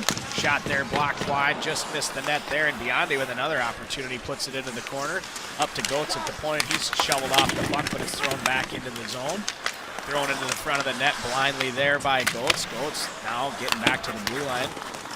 Alexandria working to push the puck off there. That's Mr. Herder in the corner for the Hawks. This is a battle on the half wall there. 16:27 remaining here in the third and final period of today's Class A section semifinals. As Alexandria will dump this puck into the zone here. Jack Westland in pursuit. Picked up by Goetz. Goetz fires it up the wall, and now he hits Biondi wide. Biondi wide to the right side, brings it in, top of the circle there, just wide of the net, throws it behind the net. The Cardinals will pick it up and regroup. Here comes Andrew Reverine. We've heard his name quite a bit today. Up the puck here, throws to Westland. Westland's going to dump it in and go for a change. Forechecking the puck now for the Cardinals is Ben Jensen. Ben in there, working hard. Puck's going to get off his stick there as we find Zach Waspica out. Waiting patiently there is Evan Latmer. Latmer's going to dump that puck in. It's going to end up being a turnover onto the Hawks stick as they'll regroup in their own end of the ice here. D-to-D pass now to number 21. That there is Sam High.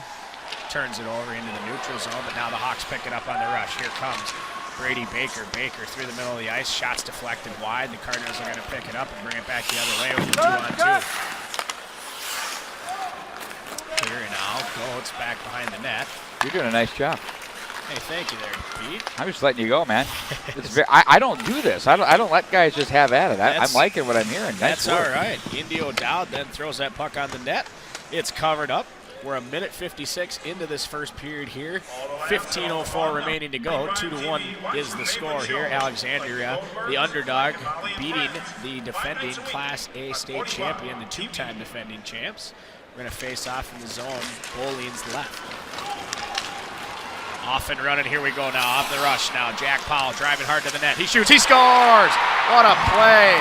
He uses his speed wide, brings the puck through the neutral zone, makes one little deke there, caught Manahan in the Hermantown net off guard, and he puts it into a wide open net.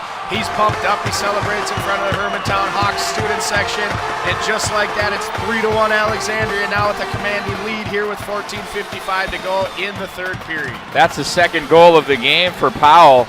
And what a job he did. Accelerates, he just blows by the defense, fakes to the forehand and quickly pulls it back to the backhand.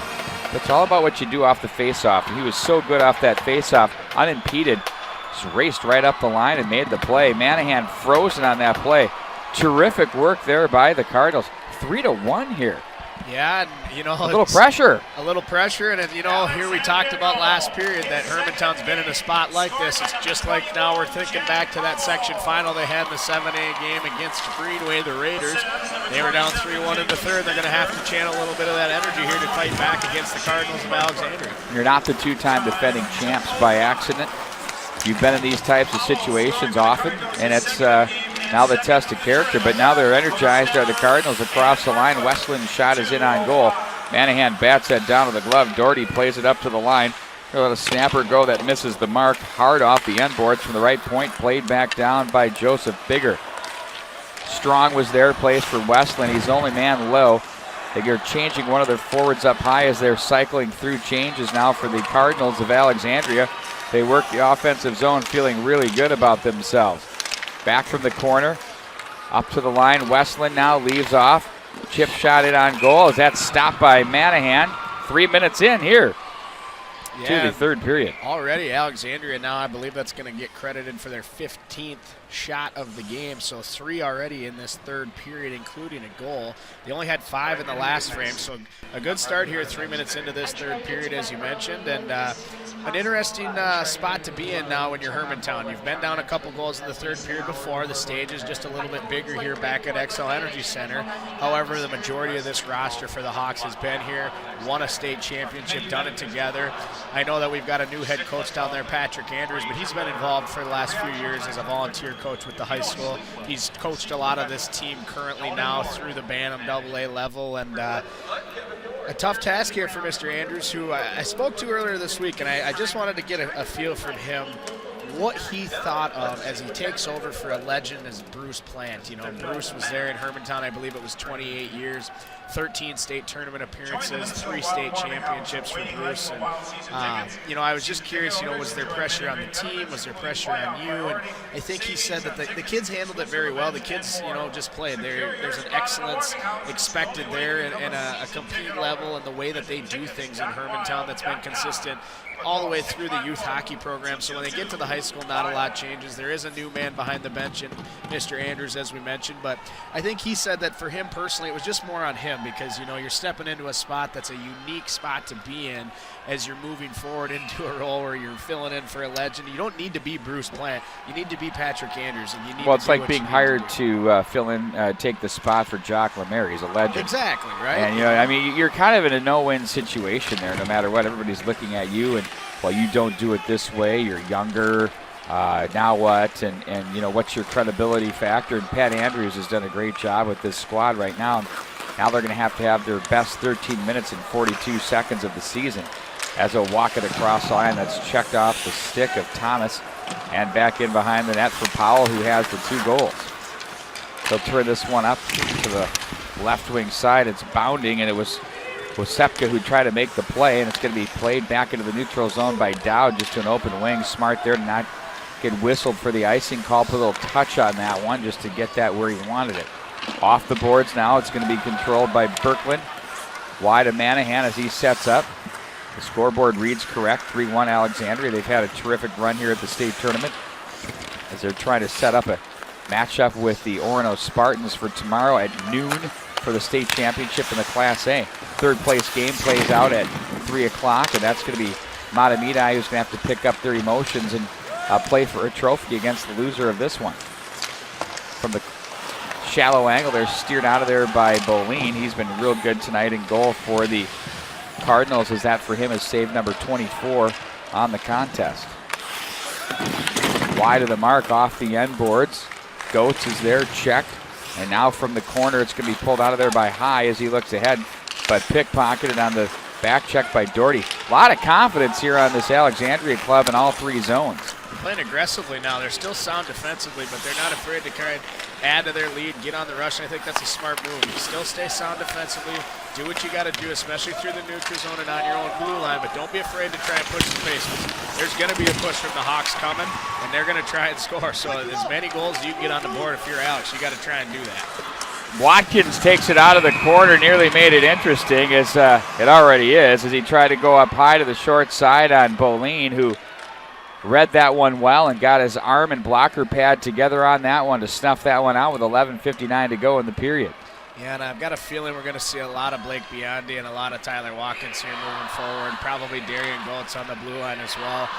Hermantown's going to look to lead on the guys that have been successful and really contributed here at the state tournament, not only this year, but in the last couple of years. And Alexandria's going to have to withstand this pressure and try and keep things going and moving forward. And we're under 12 to play here, and it's still 3-1 Alex. Playing better and better as this game is going on. Yeah, and they did a nice job coming out in the third period and trying to set the tone. They kind of only had 5 shots in the second period, as we touched on. And I think they wanted to get things back to what made them successful in the first period, keeping things in front of them, owning their own end, and then taking that defensive zone prowess and moving it up the ice. So they're doing a much better job of that here early in the third. Rung the boards by the Hermantown Hawks as they'll control in the neutral zone, shuffle it right over everybody and back into Alexandria territory. It's not like Alexandria is in just sit-back mode here. They're very confident and firm on the puck here as they're making decisions, but they're not taking chances either. Yeah, you know, they're able to, like I said, it all starts in their own end. They're very sound defensively, so when you can play really strong defensive positioning and be owning your own end of the ice, you're always going to create opportunities because you're going to win some battles, you're going to get the puck, and then you're going to have support for that puck all on your end to start moving north-south up the ice and try and then turn sound defense into offense. Jensen with it now to the left corner, turns away from traffic, plays this one off the left wing side for the oncoming winger, and Jacob Stender to the left point, deflection in front. Oh, and a big save by Manahan there. There's a golden opportunity. Stender just tried to take a redirect and shove it home, but he got the pad on that one and stopped that one. That's off the stick now at the blue line of the Cardinals of the oncoming Brady Baker, as the Hawks will now play this one back in behind that. Baker with it now, plays back up. Dowd has it to High. From the middle up high, that's blocked. And onto the neutral zone it goes. Nice job by Ben Jensen to put it out there. Drop pass for Watkins, knocks the stick right out of the hands of the defender there. That was Matthew Carlson. As it trickles in on goal, it's going to be covered up by the goaltender. Boleen has been so good here for this team, Jackson Boleen. We'll take a timeout. When we come back, we'll have more coming up for you. High school hockey continues right here on thestateofhockey.com. Companies is your one-stop shop for all your home and financing needs. From construction, land development, new home builders, mortgages, banking, and wealth management services, the Tradition family of companies has the solution for you. Visit traditionco.com. That's traditionco.com. Tradition Companies is your one-stop shop for all your home and financing needs. From construction, land development, new home builders, mortgages, banking, and wealth management services, the Tradition family of companies has the solution for you. Visit traditionco.com. That's traditionco.com.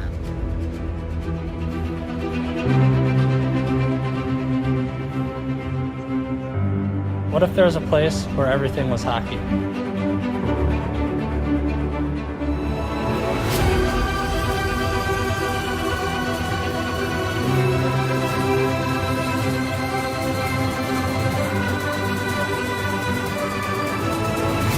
In Minnesota, there is. 9:52 to go. The two-time defending champion Hermantown Hawks a bit on the ropes here. Let's see how this thing continues to play out for them and for the Alexandria Cardinals. Sometimes finishing is the hardest thing you could do. Yeah, and it's going to be a face-off in the Cardinals' end of the ice here as the center's now kicked out, and we'll regroup here to the right of Mr. Boleen in net for the Cardinals. Face-off win. Hawks will control, deflected to the slot area as they'll play this to the left wing side. Medill was there to slide over to take that puck out of the neutral zone, but it's going to be whistled in offside. Yeah, and we're approaching less than 10 minutes now, 9:40, almost the halfway point of this third period, and Hermantown needs to try and get some opportunities now. They've only had 4 shots on net, like I said, almost halfway through this period, and time for them to start making their push. It's going to take quite the effort here to come back and tie this thing up, but it doesn't happen unless they score goal number 2. We see things like this happen quite a bit.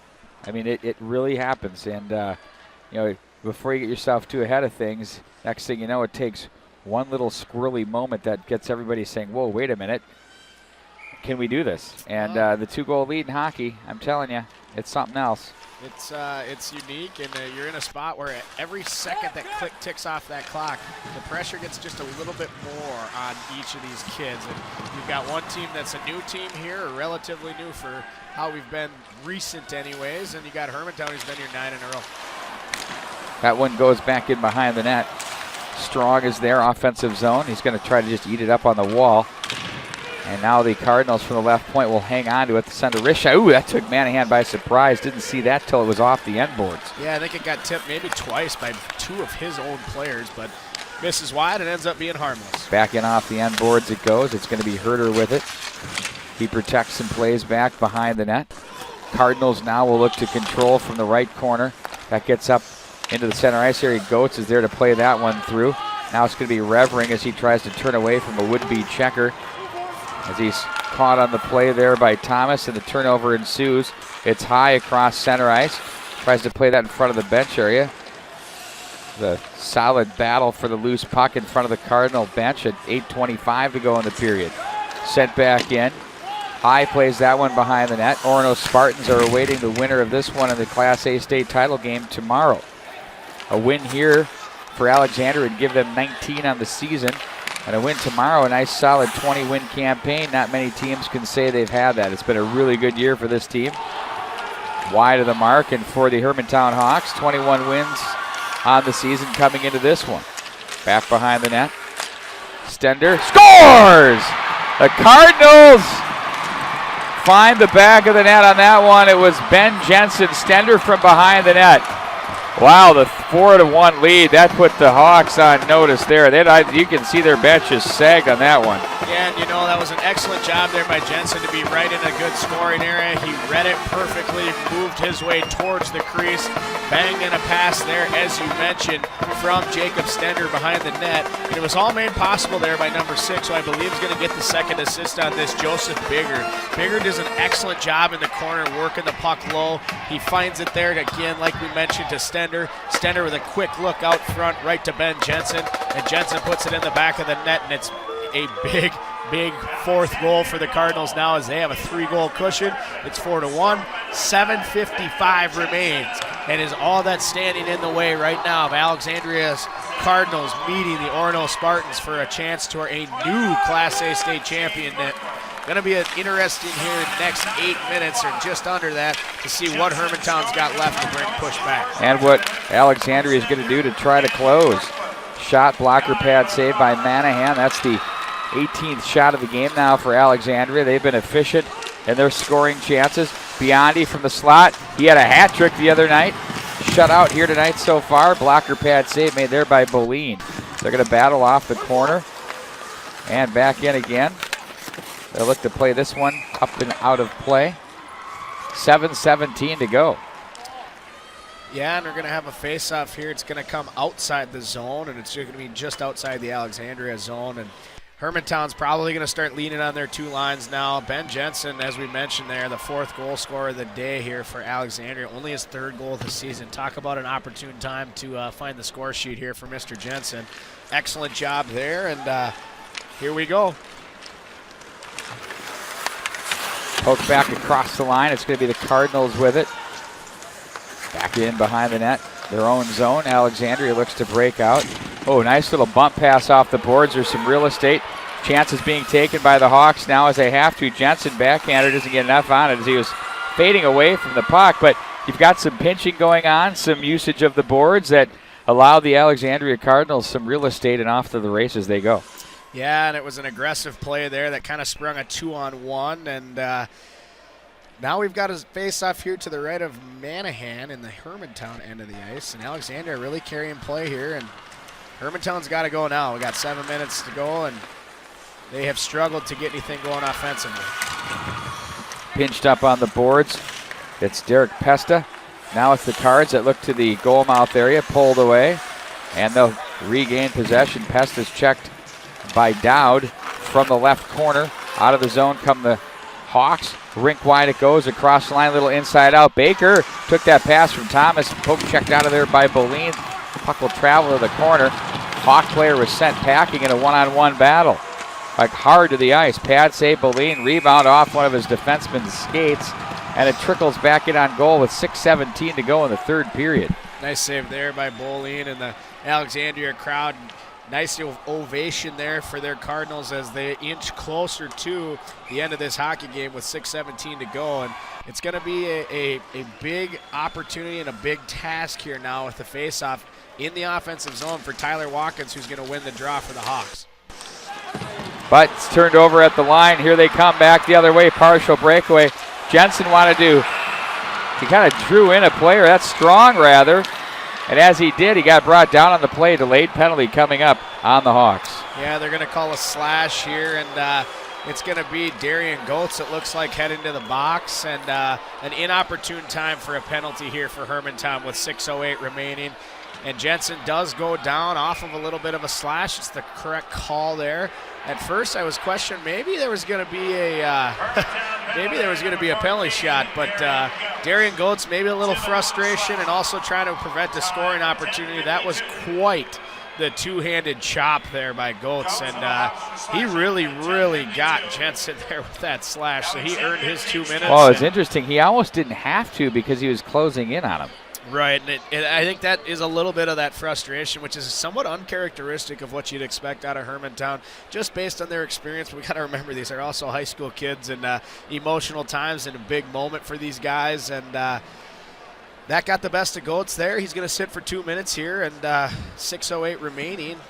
Alexandria commanding 4-1 lead with an opportunity to move that to 5-1 and really put a stranglehold on the Hawks. I don't think any of us were surprised by this at all. You know, yeah, and we talked about this.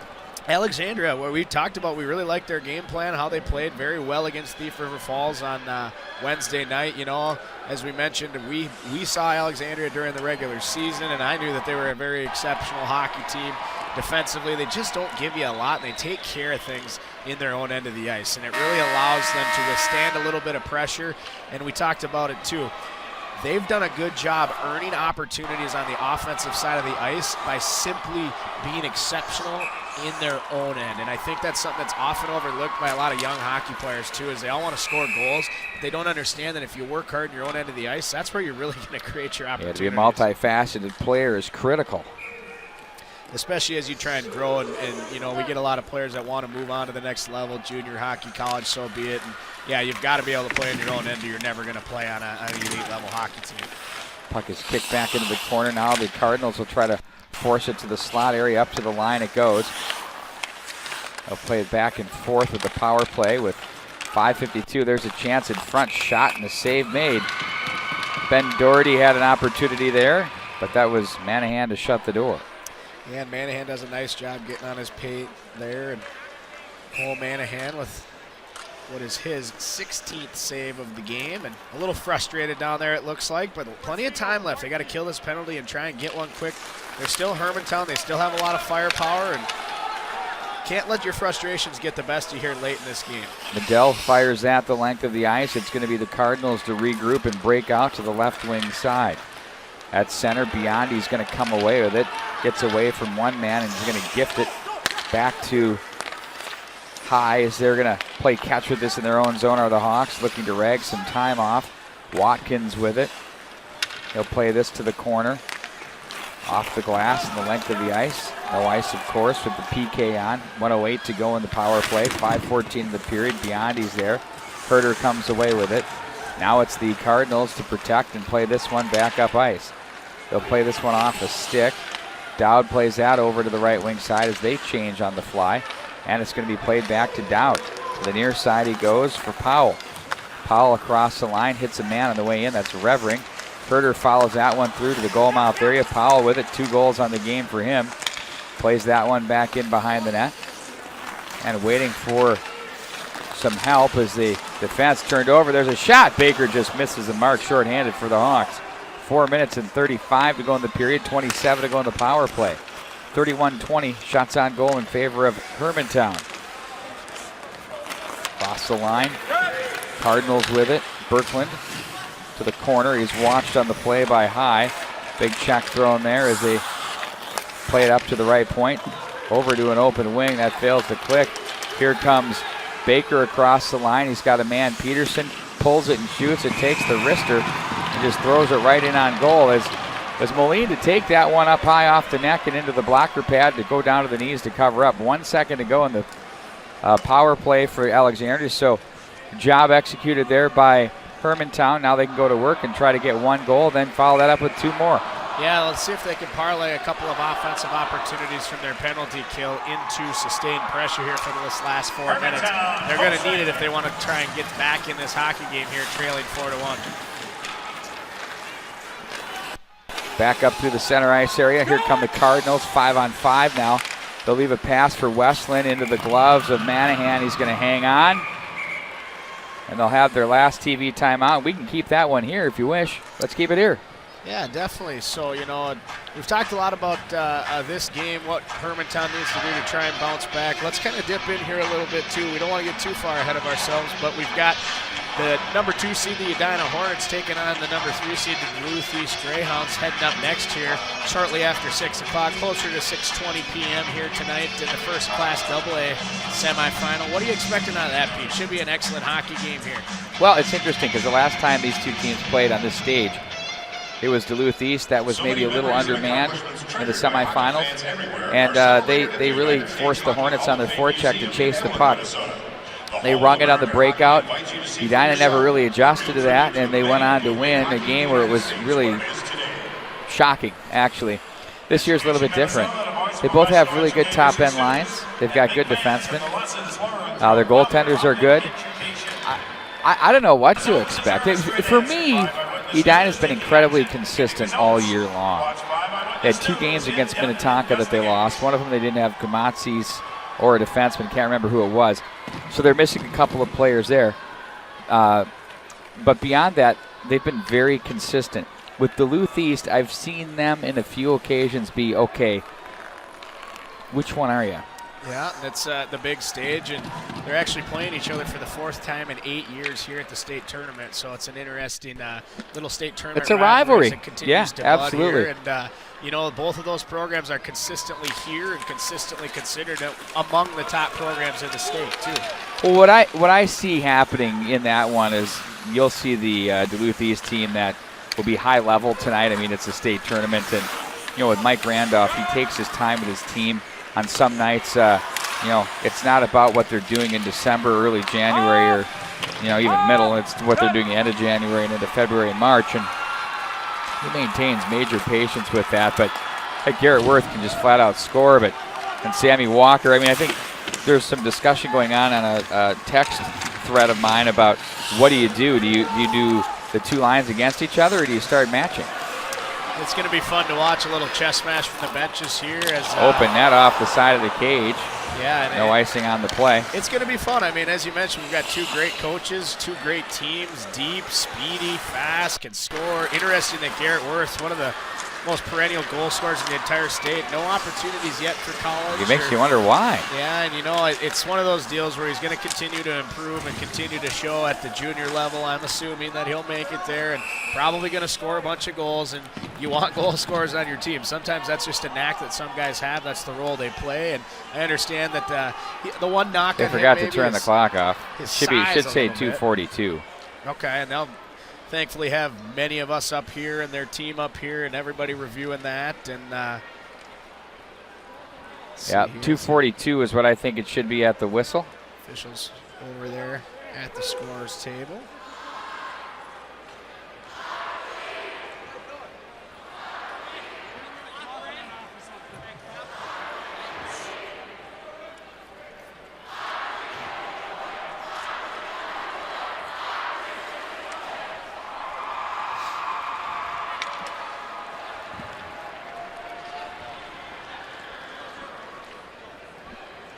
So we'll see what we get.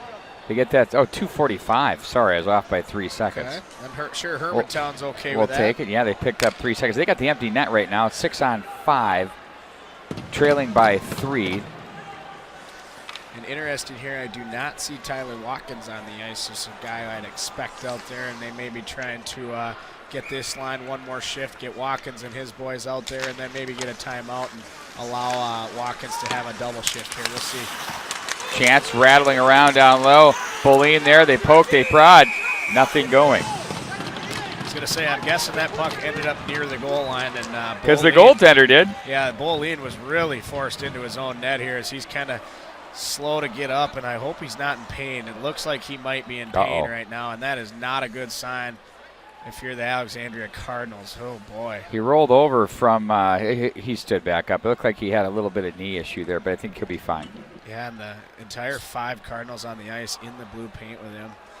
You could hear a collective gasp. It's quiet in here right now. That's never a fun sign. You don't want any kids to ever get hurt, particularly in the state tournament. He has a 33 save performance going for himself right now. He's most undoubtedly earned himself all tournament honors here. You're going to see that, I'm sure. He's not coming out. He's ready to roll. He's on top of his paint. He's bending his knees. He wants to get this thing going and get himself into the state championship game. So Wondering here if Hermantown's looking to take a timeout, or the officials are at the ref circle looking at something here. I think they're trying to see if the puck was forced into the net with the scrum.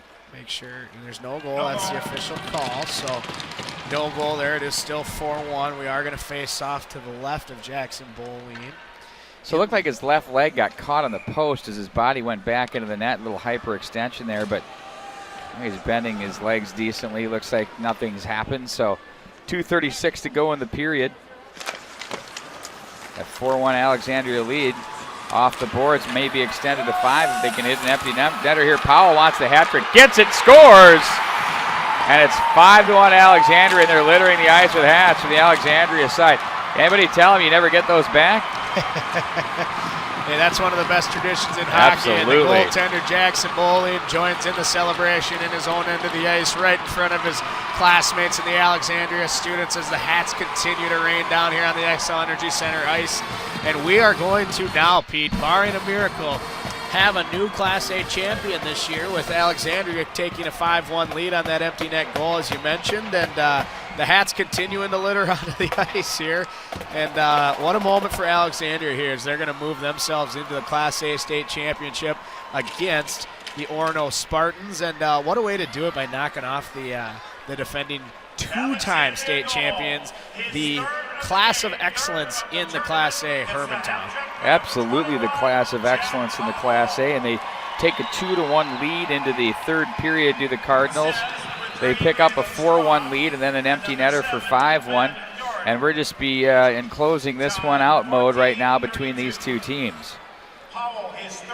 What a moment for Alexandria and their hockey community here. Just a fantastic opportunity that they took advantage of here today. And the empty net still here for Hermantown as they've got nothing to lose here in need of 4 goals in the next 2 minutes and 18 seconds. Herder with it from the left wing side as he's going to carry this one down. Finds Watkins in the middle, and they're going to send this one through center. That's off a Hermantown player as it'll trickle back in as Sam High will pick it up. He's watched on the play and skates away from Jacob Stender. Left wing pass doesn't click with Herder, and they're going to play this one back at center as the Cardinals are just content to try to play this one in. They're looking for the net. They got plenty right now at this stage with 1:47 to go.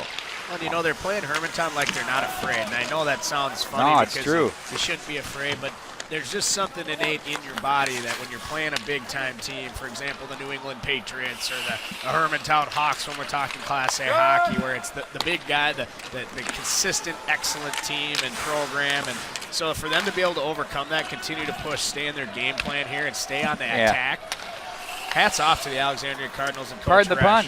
Yeah, no kidding. The teams that have been there and done that, sometimes it's difficult to win, but the great part about this is that each year you have the ability to start new traditions, and who knows with Alexandria, the way this team's playing, and they've come together really nicely here. We've seen some good clubs come in here, some high-scoring additions, but I don't think we've seen an Alexandria team this. There's another empty netter. Why not? They're having fun with it. And doing it right in front of their student section. Just a fantastic display. What a great opportunity and a great afternoon here for Alexandria and their community. And I think there's going to be a sea of red in here tomorrow with Orono red and blue and Alexandria red, white, and black. We're going to have a bunch of red. We're going to have the town Alexandria. There's going to be a lot of people coming down here. Orono, not too far away here from St. Paul, but there's going to be a ton of people here from Orono, and a unique and awesome opportunity here for both of these programs as they're going to play for the state Class A championship at noon tomorrow on stateofhockey.com. I'm sure 94 traveling east might be busy from Alec. That's right. Well, I'll tell you, I have to run to Bismarck here, and then when I get to Alexandria, I'm so excited because I'm more than halfway. That's right. That's always a nice marker for me. I love to hit that Perkins right there. Back up to the left wing side. Hawks now with it. With Schillendahl. There's a long shot that's blocked with 27 seconds to go. It's a big moment here for the Alexandria Cardinals as they're going to be advancing to the Minnesota State High School Hockey Tournament for the Class A. With 19 seconds to go, the Hawks, Dowd will play this one rink wide. Off the boards, it's played by Schmidt of the Hawks and back into the neutral zone. Wide of the mark as the fans count it down for you. You hear the Selly banner in a matter of minutes, seconds. There it is. The Cardinals storm onto the ice. Jackson Boleen with 34 saves, or 35 saves in the 34-shot effort from the Hermantown Hawks. The two-time defending champions will not have a chance for the three-peat, and you have to give this Alexandria club a lot of credit. Boy, they sure were good here today. Yeah, they did an excellent job. We consistently talked about how they did an excellent job sticking to their game plan, keeping everything in front of them, owning their own end of the ice, and they really, really earned here today a 6-1 victory. I know there's a couple empty net goals in there as well. It was a tight, close hockey game for the far majority of it, but they are going to move on and play Orono and the Spartans in the Class A state championship tomorrow, and should be quite a good matchup, really. I mean, both teams are deep. Both teams have solid blue lines, and Evan Babcock for Orono played great earlier today, and Jackson Boleen in net as well for the Cardinals was excellent. So a couple of goaltenders that are playing very well, and it's going to be fun here. A little bit of new blood, I guess, now that Hermantown's run here as state champions has ended, and there will be a new Class A state champion this year, and it's going to come from either Alexandria or Orono, and we're going to find out tomorrow at noon. We sure will. Final score reads the Alexandria Cardinals 6 and the Hermantown Hawks 1. A couple of empty netters there in an exciting hockey game. Congratulations to the Cardinals and the Spartans of Orono as they'll be facing off at noon. We'll have all that action for you right here on thestateofhockey.com. Joining me in the broadcast booth tomorrow once again will be Nate Olson. Appreciate the work, buddy. We'll see you tomorrow. Sounds great, Pete. Looking forward to it, and enjoy the Class AA tonight. It's going to be a fun night here of hockey celebrating the Class AA, and looking forward to it. So we'll be right back here just after 6 o'clock. Pete will be here with Bart Archer, and it's going to be the Class AA semifinals. First off, we'll have number 2 Edina Hornets and number 3 Duluth East Greyhounds. 30 minutes following the completion of that game, we're going to see the number 1 Minnetonka Skippers taking on the number 5 Centennial Cougars. Right back here at stateofhockey.com for all your info, reading, audio, pictures from Tim Kolamainen. It's going to be all right there on stateofhockey.com. So we're looking forward to having you back and appreciate you listening along and following along to the best hockey tournament in the world. Indeed it is. Thanks, everybody. And we'll be back on the air in less than 2 hours. So long, everybody.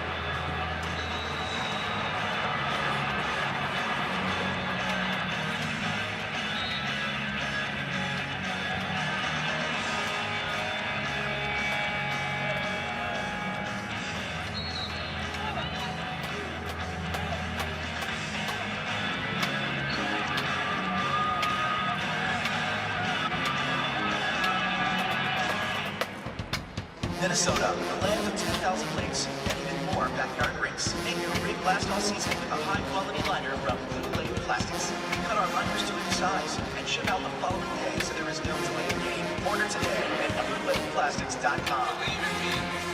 Tomorrow's engineer, accountant, pediatrician, dermatologist, Sports reporter, astrophysicist. Every student dreams, but there's only one place that gives every dream a chance. Public schools. High professional educators with the biggest dream of all. that I will be one of tomorrow's difference makers. Believe, believe, believe. Believe in win. Congratulations to the tournament teams. From all of us at Polynet Mining, the team with the dream and the fan base of Orono, Irene like me can't wait for us to open a modern, safe, cognitive line that'll provide hundreds of jobs, especially for high achievers like you. Hey, sports fans, I'm Steve Powder. And I'm Elizabeth Reese. We are the hosts of Twin Cities 5-on-5 Eyewitness News. We wanted to let you know that TCL turns 10 this year. That's right, but Con, you're supposed to be speaking to sports fans. Again. Hey, I'm Steve. And I'm Elizabeth. Twin Cities Live is celebrating 10 years on 5 Eyewitness News. Gosh, this just isn't working. You're supposed to be excited. One more time. Hey, sports fans, you like to go back and have fun? Twin Cities Live, Twin Season 3.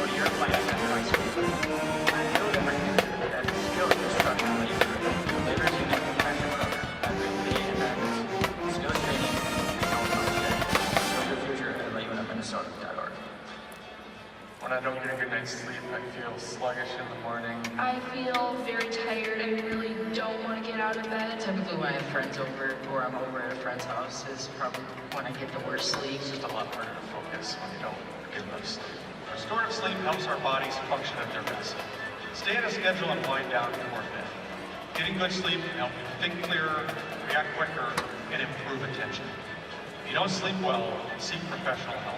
Don't ignore it, manage it.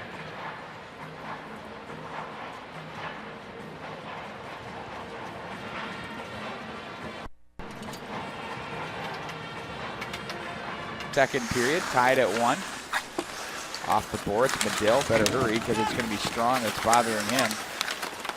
A Spade for the puck. Watkins comes with it, goes down on the play. Wondering how the heck that happened as he looks over his shoulder. Now it's going to be handled by Biondi up across center red. He'll flip that into a far corner as Watkins will come together with it as he tries to play it to an open corner. He does.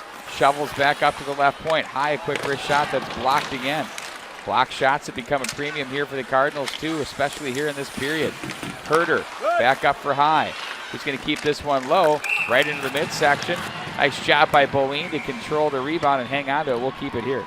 Sounds good, yeah. And, you know, Boleen with a nice save again. And he's been able to see the puck quite a bit here. And now Hermantown's kind of getting a little bit of their push there. They're up to 11 shots on net now to Alex's 9. And with only 5 in the first period, now with 7:52 remaining in this second period, the Hawks have one more shot than they had the entire first period. So they're starting to settle in a little bit to their game plan. Still not a lot of grade A opportunities at this point. Still Alexandria doing a really nice job in their own end of the ice, taking care of pucks, taking care of bodies, and making sure that their goaltender Jackson Boleen can see the puck. And going to be interesting here. We're having a lot of face-offs in this Alexandria zone this last 5 minutes or so, and that's something that we got to start watching, because if the Hawks start winning draws and getting sustained pressure, that's when things can get running around a little bit. Alex might get a little bit off their game plan, puck watch just a touch, or all of a sudden a guy like a Herder or a Biondi finds himself in a soft spot on the ice and in a good shooting lane, and all of a sudden it can be 2-1. So they've got to make sure they stay tight here, try and get some sustained pressure going the other way, and see what they can do. They're going to have to push back on Hermantown a little bit here, as Hermantown's kind of settled in to say, okay, Alex, we'll play your game here, but we're going to do it by taking our shots and taking our patience in the offensive zone. And we're not going to take a ton of shots, but once we get them, we're going to be patient and try and find the soft spots in the high-scoring areas. So, well, you know, you're right, though. When you're the Hawks, you want to get them chasing the game.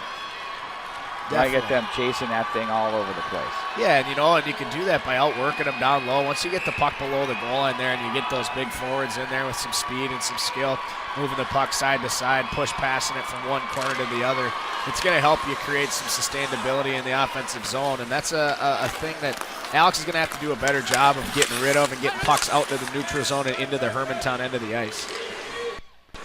Stay tuned to that, as I do like the call that you just made, that they're playing now.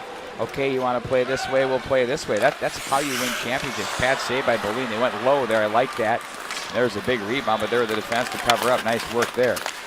Back up to the left wing side it goes. It's going to be backhanded right back in at the Cardinal end with 7:18 to go. Chess match between these two teams. Definitely, and now the Hawks with their 10th shot of the period, so it's 10-3 in that department this period. 15-10 now for the game. Hermantown kind of taking control on that piece of the scoreboard, and even and though territorially as well. Right, and even though it's only been 10 shots on net there, the Hawks have that many. Like we mentioned, only 1 or 2 of them really a real good opportunity to score. So going to be interesting to see here moving forward if the Hawks can get to higher scoring opportunity areas. Hawks try to go short side shelf with Watkins there. Now Biondi forechecking off the end boards. Watkins now pushes his man around, but Powell wasn't impressed as they still make the breakout through the Cardinals. They kick it to the near side. Strong is there. You do feel as though that the game is being chased a little bit by the Hermantown Hawks, as it's been in their zone much of this second period with 4:50 to go. Yeah, and if fatiguing you look, as well. Defending is fatiguing. Oftentimes you're going to see a lot of Alexandria Cardinals in front of their goaltender Boleen as well. 2 all the time. They're low forward or their weak side forwards getting low in the slot to help out that defenseman in front of the net. A shot to the midsection. Baker pinches off the left wing boards and on goal, covered by Boleen, and they'll face off again. I brought this up a few times. The shots even from the point are waist high. I mean, I know it's part of the game now with the new way of tipping the puck is the Ryan Smith style out of the air and all that, but man, a lot of those coming in high. Yeah, you know, and it's interesting. We've seen it a little bit on a couple different scenarios this week, but a lot of times you've seen the hockey game grow to like, as we talked about, a chess match. A lot of times you're going to have defensemen intentionally missing the net, hoping for that bounce out into the far side, into the slot, or into a scoring opportunity. And, you know, why not do that rather than fire one waist high? You know, in warm-ups, I'd work on that constantly. Work that angle off the boards, especially if you know these boards are lively here at the XL Energy Center. Well, you're the Hermantown Hawks, right? You've defended your state title a year ago to win 2 in a row, and you've been here 9 years in a row. So you got to be familiar with this building and use that to your advantage here as well. So easy for us to say up here. Well, one thing about the Hawks, too, that you mentioned two-time defending champions, and you know, it hasn't been easy. I mean, we had that reviewed goal last year where we had to pick up the gear and get back out and do it again. It hasn't been easy for them, and they've had to earn it every time. That hit someone in the front of the net on its way through. That was Hausman of the Hawks as they control to the top of the right circle. Bumped off the boards. That's handled by Revering as he's going to play that to center ice. Hawks will try to chip that through, turned it over. Here they come. Shot from the right side. A bullet there. Nice one taken by Ben Johnson. And Manahan turns that away with the right pad. He had to go down to get it. Nice save there. 6 inches off the ice. Alexandria finally getting an opportunity here. It seems like it's been a little while since they were able to get anything going in the offensive end of the ice, and now they're going to. Yeah, and it's a simple play where you can create a rebound even if you don't score, and there's just a lot of opportunities that are created by getting the puck. We go with the pinball flipper rebound off the left pad with the guy coming out from the weak side. Puck is at the line now. Dowd was there, tried to play that down the wall for the Hawks, can't get it done. And it's going to be sent back in by the Alexandria Cardinals. That's Osefka as they're going to change on the fly. 1-0 now with 7:42 to go in the first period. Cardinals control in their own zone as they look up ice. Semi-final round action, Strong with it. Goes back in behind the net. Shuffles it up to the right wing side. And here they come. Leave it off to the Cardinals across center. From the left side, they gain Hermantown territory. Strong is brought down on the play behind the net. Now it's going to be Doherty with it. Delayed penalty coming up. This will be on the Hawks. Shot, save, Manahan, rebound, played down. And now it's going to be handled by Goetz as that's going to be blown down with 7:12 to go. Power play time coming up for the Alexandria Cardinals.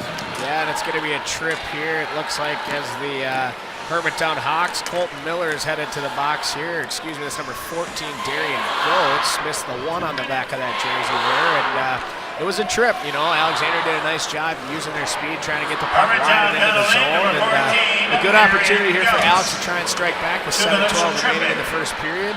Hermantown is 16-2-1 when scoring first. So a tough task ahead for Alex. It'd be a nice opportunity here to try and tie this thing up. Sent back in behind the Alexandria net. So Goetz goes for a trip. Let's see this special team unit on now for the Cardinals across the line with Berkland. He gets it back from the right wing boards. A couple of Cardinals there. Now to the corner, Berkland with it. He has a man on him behind the net. Sam High watched him. They're going to carry this one up high. To the right wing side it goes to Stender. He'll get it back. Top of the right circle, Rister. Manahan from a sharp angle sees that one through. That might have been wide of the mark. 6:31 to go in the first period and 1:20 to go on the power play. Yep, both teams going to get a change here as well and get their other units onto the ice. Penalty kill for Hermantown and power play for Alexandria. And, you know, Alexandria really was set up wide there using the entire zone, which can be effective when you can get that puck moving across. However, they're going to have to shrink it in just a little bit here because Hermantown's going to let them play outside the dots. Ben Doherty now, top of the right circle. They're going to play it down low. There's an opening. Scores! Up high in the slot. The Cardinals tie it at 1. You couldn't write it up better. They go from the right dot, top of the slot to the right dot, right to the slot again. Bang, it's 1-1. And that was pretty tic-tac-toe there as Alexandria gets on the board to tie. Follows that one through to the goal mouth area. Powell with it, 2 goals on the game for him. Plays that one back in behind the net. And waiting for some help as the defense turned over. There's a shot. Baker just misses the mark, shorthanded for the Hawks. 4 minutes and 35 to go in the period, 27 to go in the power play. 31-20 shots on goal in favor of Hermantown. Across the line, Cardinals with it. Birkland to the corner. He's watched on the play by High. Big check thrown there as they play it up to the right point. Over to an open wing. That fails to click. Here comes Baker across the line. He's got a man, Peterson, pulls it and shoots. It takes the wrister and just throws it right in on goal. As Moline to take that one up high off the neck and into the blocker pad to go down to the knees to cover up. 1 second to go in the power play for Alexandria. So job executed there by Hermantown. Now they can go to work and try to get 1 goal, then follow that up with 2 more. Yeah, let's see if they can parlay a couple of offensive opportunities from their penalty kill into sustained pressure here for this last 4 minutes. They're going to need it if they want to try and get back in this hockey game here, trailing 4-1. Back up through the center ice area. Here come the Cardinals, 5-on-5 now. They'll leave a pass for Westland into the gloves of Manahan. He's going to hang on. And they'll have their last TV timeout. We can keep that one here if you wish. Let's keep it here.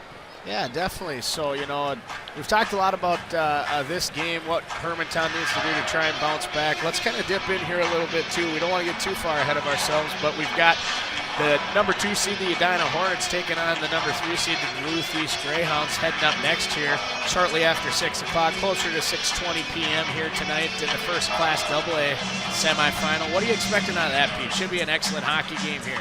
Well, it's interesting because the last time these two teams played on this stage, it was Duluth East that was maybe a little undermanned in the semifinals, and they really forced the Hornets on their forecheck to chase the puck. They rung it on the breakout. Edina never really adjusted to that, and they went on to win a game where it was really shocking, actually. This year's a little bit different. They both have really good top-end lines. They've got good defensemen. Their goaltenders are good. I don't know what to expect. For me, Edina's been incredibly consistent all year long. They had 2 games against Minnetonka that they lost. One of them they didn't have Kamatzis or a defenseman. Can't remember who it was. So they're missing a couple of players there. But beyond that, they've been very consistent.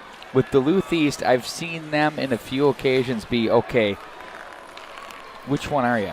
Yeah, that's the big stage, and they're actually playing each other for the 4th time in 8 years here at the state tournament, so it's an interesting little state tournament. It's a rivalry.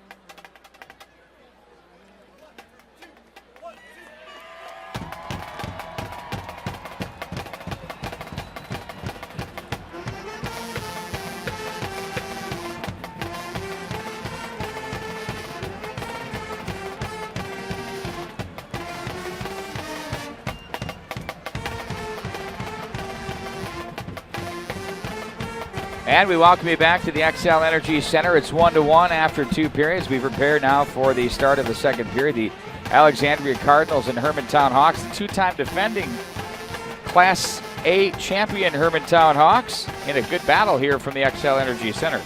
Yeah, and as we mentioned there, shots on goal in the first period were 7-5 in favor of the Alexandria Cardinals, and I think Alexandria's got to be happy with the way that first period went. They did a nice job responding.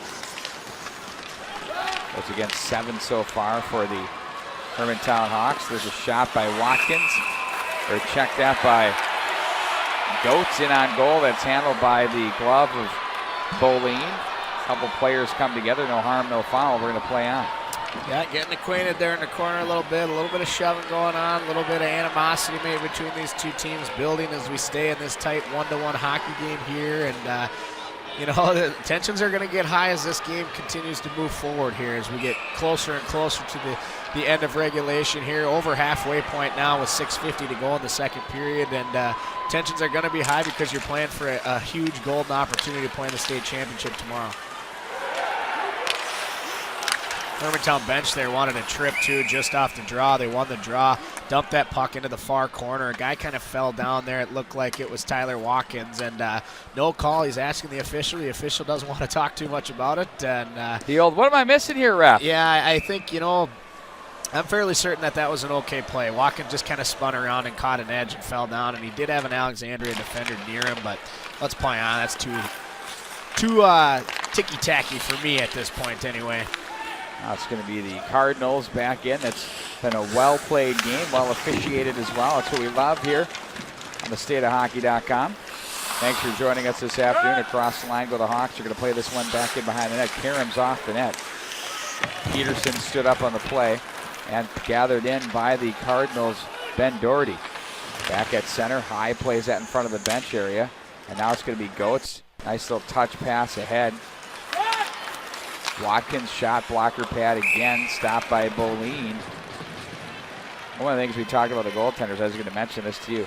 With all of the time that is spent on technique and all of the above, you can have the greatest technique in the world. If your mental game is not in order, it doesn't matter. I personally like to spend more time on, you can save the puck, you've got good technique, blah, blah, blah. But I think it's more important when you work with goaltenders that you really have to get into the mental part of the short-term memory and not hang on things, not play the scoreboard. If you're losing 6-0, it's 0-0. No goal on that play. Quick whistle, but no goal on that play. They went up high again as Boleen handled that one. They thought they had a goal, but instead it's going to be a face-off. But I think that's the most important part about the position. You're talking about that short-term memory. Yeah, and we're going to mention here real quickly there on what happened here. Darian Goetz puts this puck on net off the face-off, and it was swallowed up originally by Boleen, but as he thought he had it corralled, it bounced in front of him. Simultaneously, the official blew his whistle, and number 22, Elliot Peterson for the Hawks put that puck into the net. However, the whistle had blown, so Hermantown's arguing that pressure.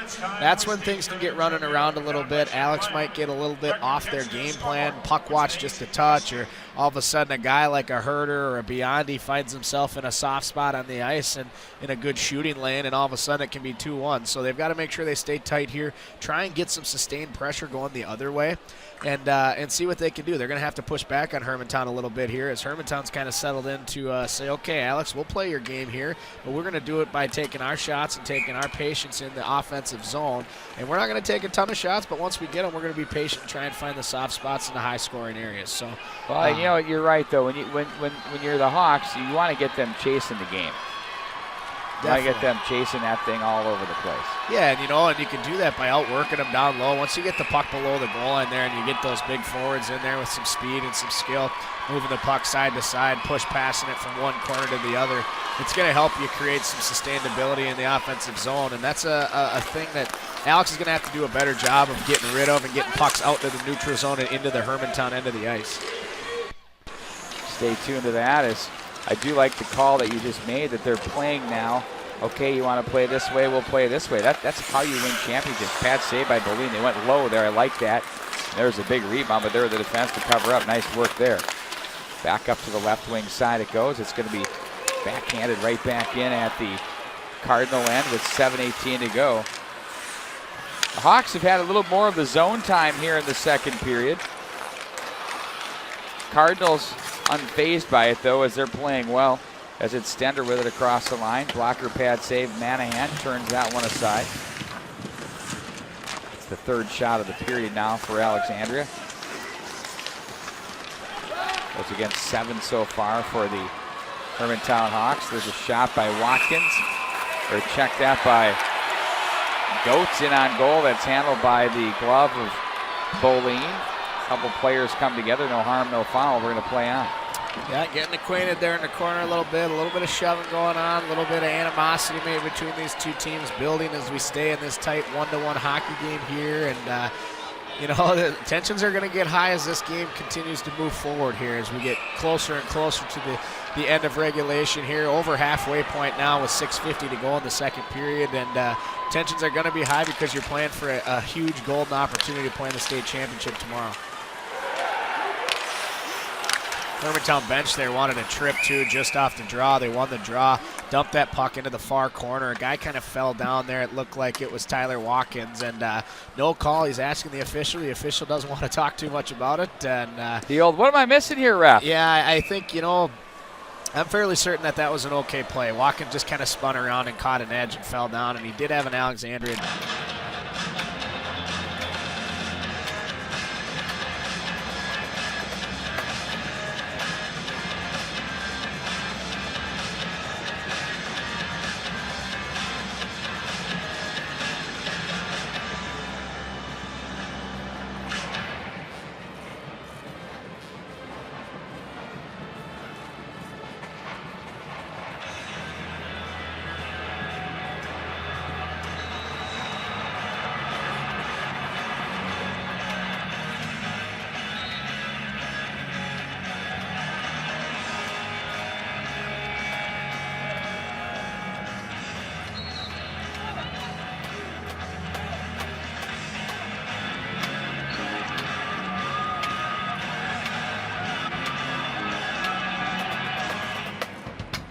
Minnesota, the land of 10,000 lakes and even more backyard rinks. Make your rink last all season with a high-quality liner from Blue Lake Plastics. We cut our liners to any size and ship out the following day, so there is no delay in game. Order today at bluelakeplastics.com.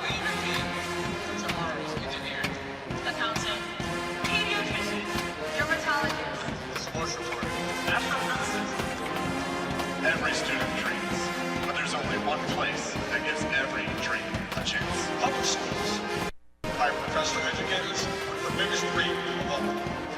that I could be one of tomorrow's difference makers. Believe, believe, believe. Believe and wait. Congratulations to the tournament teams from all of us at Polynet Mining. The team with the dream and the fan base of Orono. Irene like me can't wait for us to open a modern, safe, comprehensive line that'll provide hundreds of jobs, especially for high achievers like you. Hey, sports fans, I'm Steve Patterson. And I'm Elizabeth Reese. We are the hosts of Twin Cities 5-on-5 Eyewitness News. We wanted to let you know that TCL turns 10 this year. That's right, what, Con? You're supposed to be speaking to sports fans. Again. Hey, I'm Steve. And I'm Elizabeth. Twin Cities Live is celebrating 10 years on 5 Eyewitness News. Gosh, this just isn't working. You're supposed to be excited. One more time. Hey, sports fans, you like food, fast, and fun? Twin Cities Live in season 3. What are your plans after high school? I know that my future as a skill instructor will use labor unit and passion program at the and skills training and health content. Build your future at LAUNMinnesota.org. When I don't get a good night's sleep, I feel sluggish in the morning. I feel very tired. I really don't want to get out of bed. Typically when I have friends over or I'm over at a friend's house is probably when I get the worst sleep. It's just a lot harder to focus when you don't get enough sleep. Restorative sleep helps our bodies function at their best. Stay on a schedule and wind down before bed. Getting good.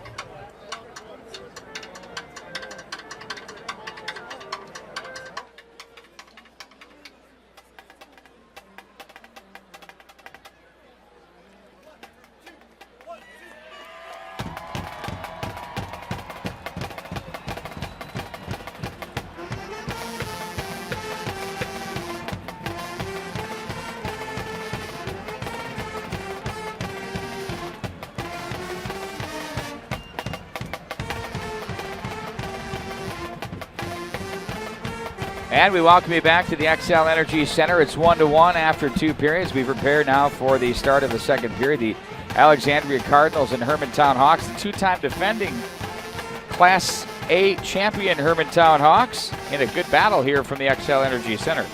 Yeah, and as we mentioned there, shots on goal in the first period were 7-5 in favor of the Alexandria Cardinals, and I think Alexandria's got to be happy with the way that first period went. They did a nice job responding after the Hawks took a 1-0 lead early on there, and as they move forward here, they want to continue to stay tight defensively, keep everything in front of them. They've done an excellent job thus far, and you got to stay consistent and stay on that game plan, because all it takes is one little lapse of that, and Hermantown can get a goal or maybe two, and all of a sudden you're on your heels a little bit and having to change the way you want to play. So it was important for them to tie this game back up so they can continue to work, keep everything in front of them, and then try and keep this thing a tight defensive type checking game. And Hermantown here is probably going to try and push the pace a little bit, lean on their seniors and their guys that have been here and won a couple of state championships. Tyler Watkins, for example, he loves to shoot the puck. With Hermantown only having 5 shots on net, I wouldn't be surprised here if we saw Watkins come out here and really start throwing pucks on net for guys like Darian Goetz and Herder and Biondi to try and get things going offensively for the Hawks. On-air production meeting, I'll take those at the second period. I lost my spot. Not that anybody cares, but off we go. That's right. Here come the Cardinals. They're going to move from right to left across your screen. Thanks for joining us here this afternoon. It's been a great week. High school hockey from the state tournament. Alexandria and Hermantown up through the neutral zone it goes. That gets away from Jack Westland. Now it's going to be handled by Jack Powell. Advances ahead for Ben Doherty across the line. Doherty with it. Plays a puck through traffic as that was intended for the Cardinals oncoming forward there that failed to click. Now it's going to be the Hawks across the line. That one misses the mark. And they'll play this one again back in behind the boards. On it now, it's going to be Medill to play that back behind Watkins, who Pat Andrews led addition. A nice crowd here at the XL Energy Center. We're so happy to have you here with us today as we're underway from center ice. Face-off was taken there by Ben Doherty of the Cardinals as they're going to play this one in. Off Doherty's stick back in behind the net. Trent Medill is there. Plays that one back in and behind. It's going to be Goetz with it. And now the Cardinals will play this down the rail up high at the circle. There's a shot in on goal that's held by Manahan. He feels his first piece of rubber. That one came from up high. The Cardinals enter this game with a record of 18-10-1. Meanwhile, the Hawks are 21-6-2. They're unbeaten against Class A teams. Big pass there from Goetz back through the goal mouth there. He had confidence to the right wing side as he goes to Herder. There's a shot that's blocked. Herder now is going to flush his man. The Cardinals defense out of their own end. On it on the right wing side, it's Jack Westland. He had a good game the other night in their quarterfinal win as well against Thief River Falls, and it's going to be Goetz who's going to carry this one up the ice. He'll cut back against the grain. The Hawks with a shot there that's blocked by the defense. Does not get through on Boleen. That is going to be Biondi, who had the hat trick the other day for the Hawks. Picked off at the line now for the Hermantown squad. Peterson was there, loses the handle, and here comes Alexandria back through center. There's a lot of players closing on each other here in the early going, as the real estate is not for sale. At center, reaching back and sweeping that down is Joseph Bigger, as he plays that one into the corner. Right side of Manahan in the Hermantown goal as they're going to play this around up high to the line. They'll try to tuck this one back in against the grain. On that play there was number 12, Evan Latimer. Now they'll play it to the right wing side. On the move, it's going to be Dropic with it. That's off his stick. Poked wide of the mark by the goaltender. Now it's going to be Dowd with it to play it to the left wing side. He gets a little bit of help. The Hawks in control with Sam High across center. High's wrist shot took Boleen by surprise as he'll handle that one with the glove and cover it up with 15-11 to go here in the first period. We're scoreless. Hawks are on a 7-game winning streak. They have 3 overtime wins this year. They've outscored their opponents in that period, 40-16. And by the way, they're back-to-back state Class A champions looking for the you think about the Hawks being, somewhat handcuffed in their ability to win back in the day when it was Breck and St. Thomas Academy that were awfully difficult to beat and finally broke through. The East Grand Forks had their say for quite some time, and Now it's been Hermantown's turn. All 6 of Hermantown's losses came to Class 2A schools this year. They opened up the season with a terrific run, or against some terrific teams, that is. Not so terrific as they're 1-3-2 in their first 6 here at thestateofhockey.com. Thanks for joining us.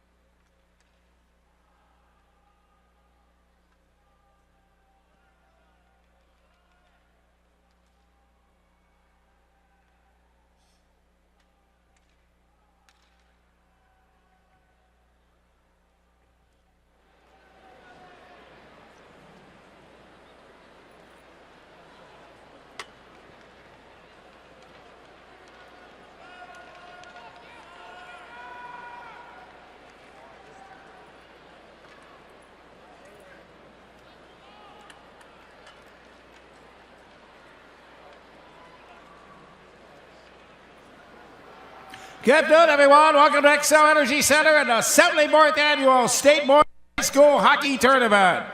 This afternoon's game is a Class A semifinal between the champions of Section 6 with a record of 18-10-1, the Alexandria area Cardinals, and the champions of Section 7 with a record of 21-6-2, the Hermantown Hawks. Before we meet the starting lineups for this game, let's meet the cheerleaders for Hermantown. Ellie Elise Torberg, Amara Bukowitz-Hartley, Brecken Soderlin, Gamash, and the Hermantown Hawk. Now let's meet the starting lineups for both teams. First, let's meet the starters for Alexandria. Starting at goal, senior number 30, Jackson Boleen.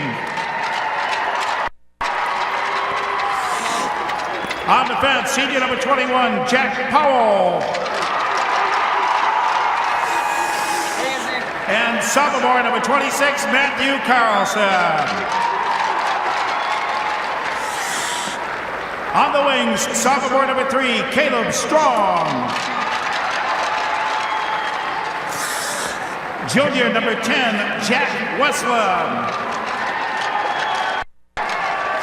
And starting at center, junior number 7, Ben Doherty. Right on the move, it's going to be Dropic with it. That's off his stick. Poked wide of the mark by the goaltender. Now it's going to be Dowd with it to play it to the left wing side. He gets a little bit of help. The Hawks in control with Sam High across center. High's wrist shot took Boleen by surprise as he'll handle that one with the glove and cover it up with 15-11 to go here in the first period. We're scoreless. Hawks are on a 7-game winning streak. They have 3 overtime wins this year. They've outscored their opponents in that period, 40-16. And by the way, they're back-to-back state Class A champions looking for the MVP. You think about the Hawks being, somewhat handcuffed in their ability to win back in the day when it was Breck and St. Thomas Academy that were awfully difficult to beat and finally broke through. The East Grand Forks had their say for quite some time, and now it's been Hermantown's turn. All 6 of Hermantown's losses came to Class 2A schools this year. They opened up the season with a terrific run, or against some terrific teams, that is. Not so terrific as they're 1-3-2 in their first 6. Sent back in behind the net. Cardinals on the move for the forecheck. That's going to be Jacob Stender as he tries to kick it back up the wall. That's going to be handled now to the left wing side. Hermantown in control with it. Ben Sillenjall is there as he loses the handle.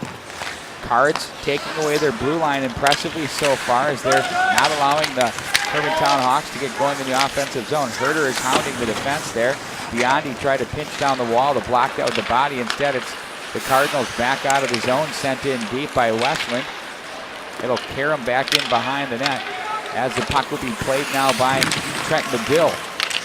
Medill comes together with a couple of Cardinal players, and it's going to be handled back in the net by Tyler Watkins. First time I've said his name here. 13:45 to go in the first period. We'll hear his name plenty tonight.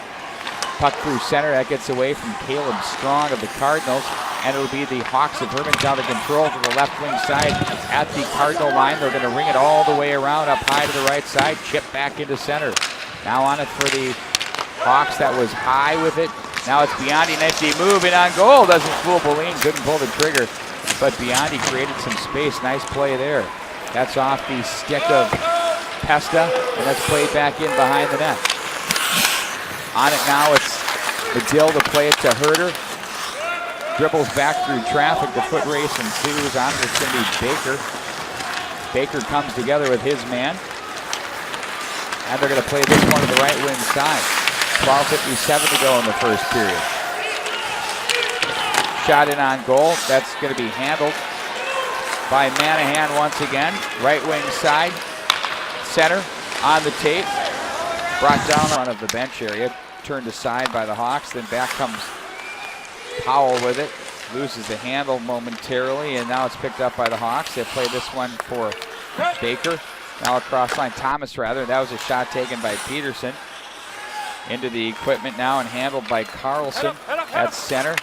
They have to hurry as Dowd has a man coming his way. Across the line. Now it's going to be Pesta with it. Sends a pass to the slot area. That goes quickly off the stick of Ben Doherty and up and out of play. Yeah, Doherty with a nice job there to fight to the front of the net just on top of the crease there. He got a stick on it. He did tip it high and out of the zone or out of play into the netting behind Monahan there. And We're going to face off in the neutral zone with 1:09 to play. Shots on goal here, 21-12 in favor of the defending state champion, the Hermantown Hawks. But where it matters, the Cardinals from Alexandria lead 2-1. Off the glass, back in behind the net. It's going to be Goetz who's checked on the play. Herder with it, takes it behind the net as he's going to look to his right and cut back to his left as he's going to carry the zone. That's going to be an icing call. Back into Hawks territory we go. He tried a long pass on an angle to the right side that missed its mark.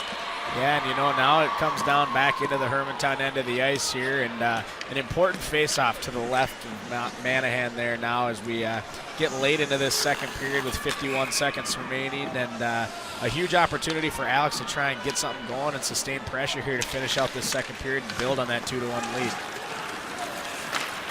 At center ice, Revering, foot race now with Biondi. Biondi puts pressure on him. 41 to go in the period. Watkins takes a swing at that, looks for Herder. Back in behind the net it goes. Alexandria with it. That's Latimer to try to play that to the right wing. That was a shot through the slot area there by Watkins that misses the mark. Strong with it now. Strong plays ahead as it's Westland to guide it back in behind Manahan with 20 to go in the second. 21-12, great rush album. Hermantown leads on your shots on goal. Temples of Syrinx, of course. Todd Mulliken can play that from cover to cover on the drums. Great drummer and statistician. Play this one up to the line, controlled now by Biondi, who sends that in on goal as Boline turns aside his 21st save of the game as that ends the period. The Cardinals will battle through, hang on, and get what they want. That's a 2-1 lead at the break. Yeah, Boline and the Cardinals did a nice job sustaining some pressure there and some push from Hermantown. 17 shots on net that period for Hermantown for a two-period total of 22 now, and Alexander with only 5. So they're going to have to look to try and get things going a little bit offensively here, but they're right where they want this game. They've got a 1-goal lead going into the third period. They got to win one period to win the hockey game now, and based on how they like to play with this defensive style, this tight checking. Defense of Zach Carson from the Hermantown Hawks, turned over left circle and on goal. Manahan saves, gathers, and hangs on. The face-off to his right. Yeah, Manahan's been able to see the puck often here early on in this first period as we reach just about the halfway point with 8:41 remaining here. Shots on goal, 4-2 in favor of the Cardinals here. So Alexandria, like we mentioned here, doing a good job kind of keeping it slow, getting some pucks on net. No real grade A opportunities here for either team, and expect as this game goes on and they kind of get the feel for each other for things to open up a little bit. But if Alexandria wants to be successful, they really want to slow this down and keep it a tight checking defensive hockey game. Face-off win, Brady Baker to center, wrist shot, scores! Oh, a seeing eye shot through the 5-0 by the Hawks. They take the 1-0 lead. I believe that was Thomas with a quick wrist shot. You catch it, you release it. It took Boline by surprise, and it's 1-0 in favor of the Hermantown Hawks. Yeah, Jackson Boline there just got caught a little bit off guard. Justin Thomas was able to throw that puck onto the net and put it in the back of the net there, and it's 1-0 for the Hawks. A shot from the high slot there, just outside the dot or on top of the circle there. It was a low shot, went right through the 5-hole on Boline, and maybe one that he's going to want to have back, but it was screened through the defenseman's legs, and it's a little play there that oftentimes gets overlooked. You sometimes can't get speed and beat that defenseman wide, so it's an okay play there to just put the puck on net, use between his legs, use him as a touch of a screen. It's exactly what Thomas did there, and he found the back of the net and gives the defending state champions, the Hawks, the 1-0 lead. You know, you could do that a million times in practice too. I think to that point, a lot of times you see guys try to do the dangle fast and this and that. You're just not going to pull that out in the game. It's not reality. I'd rather see guys working on that play where you drag guys over, you put it through the legs, you put it through the stick, whatever it is. That's going to help your team a lot more. And you could see Boline didn't see that his reaction to even track the puck was well too late because that was well done on the screen. Yeah, and it's a simple play where you can create a rebound even if you don't score, and there's just a lot of opportunities that are created by getting the puck. We go with the pinball flipper rebound off the left pad with the guy coming on from the weak side. Puck is at the line now. Dowd was there, tried to play that down the wall for the Hawks, can't get it done. And it's going to be sent back in by the Alexandria Cardinals. That's Osefka as they're going to change on the fly. 1-0 now with 7:42 to go in the first period. Cardinals controlling their own zone as they look up ice. Semi-final round action, strong with it. Goes back in behind the net. Shovels it up to the right wing side. And here they come. Leave it off to the Cardinals across center. From the left side, they gain Hermantown territory. Strong is brought down on the play behind the net. Now it's going to be Doherty with it. Delayed penalty coming up. Hawks, that was Baker. Now it's going to be the Cardinals back in across the line. With it, it's Dropic. They'll play this one back down low off the goal line to the Cardinals as they try to work it toward Manahan in goal. Off the back of the net. Now the Cardinals with it. The one hand back to the slot area. And they'll play that one to the right wing side. Now it's controlled by the Cardinals. They take it into the corner, back in behind the net. On the puck was Stender. He loses the handle. Thomas jammed on the play, turns over up high to the right point. Ooh, nice pass down to the right circle. Dusted off the puck, but Ben Jensen couldn't pull the trigger when he did. The stick of Goetz took it away from him. There's a wrist shot that bounced through. Goetz has stood up on the play. It'll be Thomas, who's exhausted, says, let's get the heck out of here. I'm going to ice this thing, and he does. Yep, and already here at the 11:42 mark here, scoreless, kind of feeling each other out a little bit. Shots are 2-1 in favor of the Cardinals at this point in time, and you know, it's been an interesting start to this hockey game here, Pete. We've got two excellent hockey teams, a lot of checking. It's been tight defensively so far. Not a whole lot of speed, odd man rush opportunities, kind of what you'd expect out of these two teams here early. You know, Alexandria with their 1-0 win over Thief River Falls on Wednesday.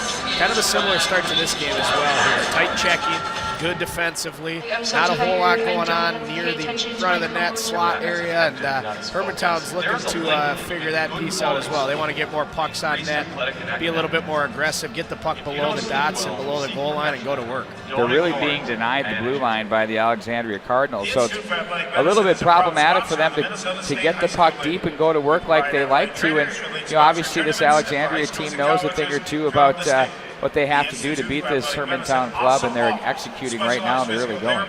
Yeah, you know, and it's a good start for Alex. I think if you're looking at it on the surface here, you're pleased at this point so far, and want to try and maybe generate a few opportunities as well. Alex is going to try and keep this thing as tight, checking, and defensive as possible here. They want to slow this thing down a little bit, use their speed and possess the puck in the Hermantown end of the ice, and as you mentioned, continue to lock down their own blue line and their own end of the ice. So far, so good. That's right, that's right. Now we got a lot of hockey here left to play, and of course Hermantown's been here, and they're big in this spot and understand what it takes. So gonna be how was quite that the press game. conference, the presser? Fantastic. You know, some disappointment on Jeff Koschel and Sam Ide down there for the Matamidi Zephyrs, and Coach Scholes and the Orono Spartans, you know, really enjoying the moment and keeping things in perspective here that, yeah, we had a great hockey game, and tomorrow's going to be a big opportunity for Orono and their hockey program, but to also make sure these kids are here and enjoying it, having fun, soaking it all in. So yeah, you don't want to overthink things too much. Enjoy the moment. Yeah, fun. Right at one, the opening goal scored by Thomas of the Hermantown Hawks. In on goal, glove save, held on to. That's Boleen to force the face-off within his zone. And Boleen was confident on that one. You could tell that he saw that puck, and you know, it's an interesting thing as a goaltender, I'm sure, down there, and you're well aware as a former goaltender yourself that you know, every once in a while there's always going to be that puck you want back, but you can't really dwell on that, right? You got to work on that next save, and the next save is the most important. You got to have a short memory and get things moving. You do have to have a short-term memory, and I'm going to go there in a minute off of this rush to the corner. Dropic is there. They play this one up to the line. Sent back down to the corner. Dropic turns away. Protects the puck out of the corner once again. Back up to the blue line. That's off the stick of Powell. So he's going to play that one behind high with a big check thrown there off the end boards of Wosepka.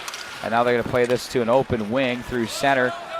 All the way back into the Alexandria zone. They're going to carry this one back behind their net. From the right corner, big check thrown there. Forces the turnover. Excellent use of the forecheck there by Hermantown. That was Peterson with that big check, but the Cardinals calmly break through that and carry it through center. On the puck now, it's Ben Johnson with a $1:33 to go in the first. Back in behind the net, Cardinals forecheck ferociously. On that one now, it's going to be Berkland as he was working on the Hawks, Zach Carson. That gets through everyone to center ice. Reaching for it is Joseph Bigger. He's going to play that one to his partner. Long pass to neutral, deflected off the stick of Ben Jensen, and that chips up and out of play with 1:12 to go. here in the first period. Yeah, and Ben Jensen with a nice rush there, brought the puck into the Hermantown end of the ice, did a really good job moving his feet. When you can get your third line out there like Alexandria just did, with a little bit of sustained pressure in the offensive zone, give your top two lines a little bit of a break here, especially when we're talking Class A. We got a little bit smaller schools and smaller pools of players to choose from. It's important to have depth, and Alexandria are doing a good job utilizing that here early. Back in behind the net, the Cardinals working on that point right there to the line as they play that through. That's batted down there by Goetz, tried to spring Biondi, but that was covered up quickly. This Cardinal team knows exactly where this line is at all times. They're not allowing them energy to create. It'll be interesting to see if they can maintain this through 3 periods with this talent. Goetz with it, bumps back in behind for Bedell from his own left corner in Hermantown territory as he skates to the right corner, bumps back for Goetz, gave it right back to where he was. Now it's Goetz with it. Long pass through center, fails to click for Biondi and off, icing the call. Back into Hermantown territory we go. Yeah, and Alexandria is showing that they're well coached right now too. Coach Resch doing a nice job, and his players really buying into their game plan. Everything's staying on the defensive side or the D side, so they're always making sure that they're having an Alexandria player in front of, for lack of a better term, Coach Pardon the pun. Yeah, no kidding. The teams that have been there and done that, sometimes it's difficult to win, but the great part about this is that each year you have the ability to start new traditions, and who knows with Alexandria, the way this team's playing, and they've come together really nicely here. We've seen some good clubs come in here, some high-scoring additions, but I don't think we've seen an Alexandria team this. There's another empty netter. Why not? They're having fun with it. Doing it right in front of their student section. Just a fantastic display. What a great opportunity and a great afternoon here for Alexandria and their community. And I think there's going to be a sea of red in here tomorrow with Orono red and blue and Alexandria red, white, and black. We're going to have a bunch of red. We're going to have the town Alexandria. There's going to be a lot of people coming down here. Orono, not too far away here from St. Paul, but there's going to be a ton of people here from Orono, and a unique and awesome opportunity here for both of these programs as they're going to play for the state Class A championship at noon tomorrow on stateofhockey.com. I'm sure 94 traveling east might be busy from Alec. That's right. Well, I'll tell you, I have to run to Bismarck here and there. When I get to Alexandria, I'm so excited because I'm more than halfway. That's right. That's always a nice marker for me. I love to hit that Perkins right there. Back up to the left wing side. Hawks now with it. With Schillendahl. There's a long shot that's blocked with 27 seconds to go. It's a big moment here for the Alexandria Cardinals as they're going to be advancing to the Minnesota State High School Hockey Tournament for the Class A. With 19 seconds to go, the Hawks, Dowd will play this one rink wide. Off the boards, it's played by Schmidt of the Hawks and back into the neutral zone. Wide of the mark as the fans count it down for you. You hear the Selly banner in a matter of minutes, seconds. There it is, the Cardinals storm onto the ice. Jackson Boline with 34 saves, or 35 saves in the 34-shot effort from the Hermantown Hawks. The two-time defending champions will not have a chance for the three-peat, and you have to give this Alexandria club a lot of credit. Boy, they sure were good here today. Yeah, they did an excellent job. We consistently talked about how they did an excellent job sticking to their game plan, keeping everything in front of them, owning their own end of the ice, and they really, really earned here today a 6-1 victory. I know there's a couple empty net goals in there as well. It was a tight, close hockey game for the far majority of it, but they are going to move on and play Orono and the Spartans in the Class A state championship tomorrow, and should be quite a good matchup, really. I mean, both teams are deep. Both teams have solid blue lines, and Evan Babcock for Orono played great earlier today, and Jackson Boline. Boline couldn't pull the trigger, but Biondi created some space. Nice play there. That's off the stick of Pesta, and that's played back in behind the net. On it now, it's Medill to play it to Herder. Dribbles back through traffic. The foot race ensues. On it's going to be Baker. Baker comes together with his man.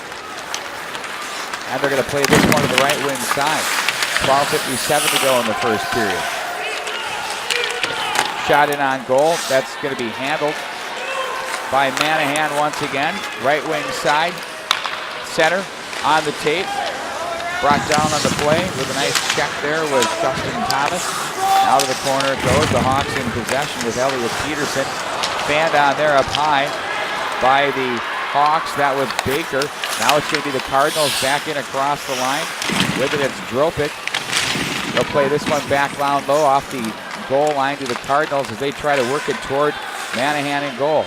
Off the back of the net. Now the Cardinals with it. The one hand back to the slot area. And they'll play that one to the right wing side. Now it's controlled by the Cardinals. They take it into the corner, back in behind the net.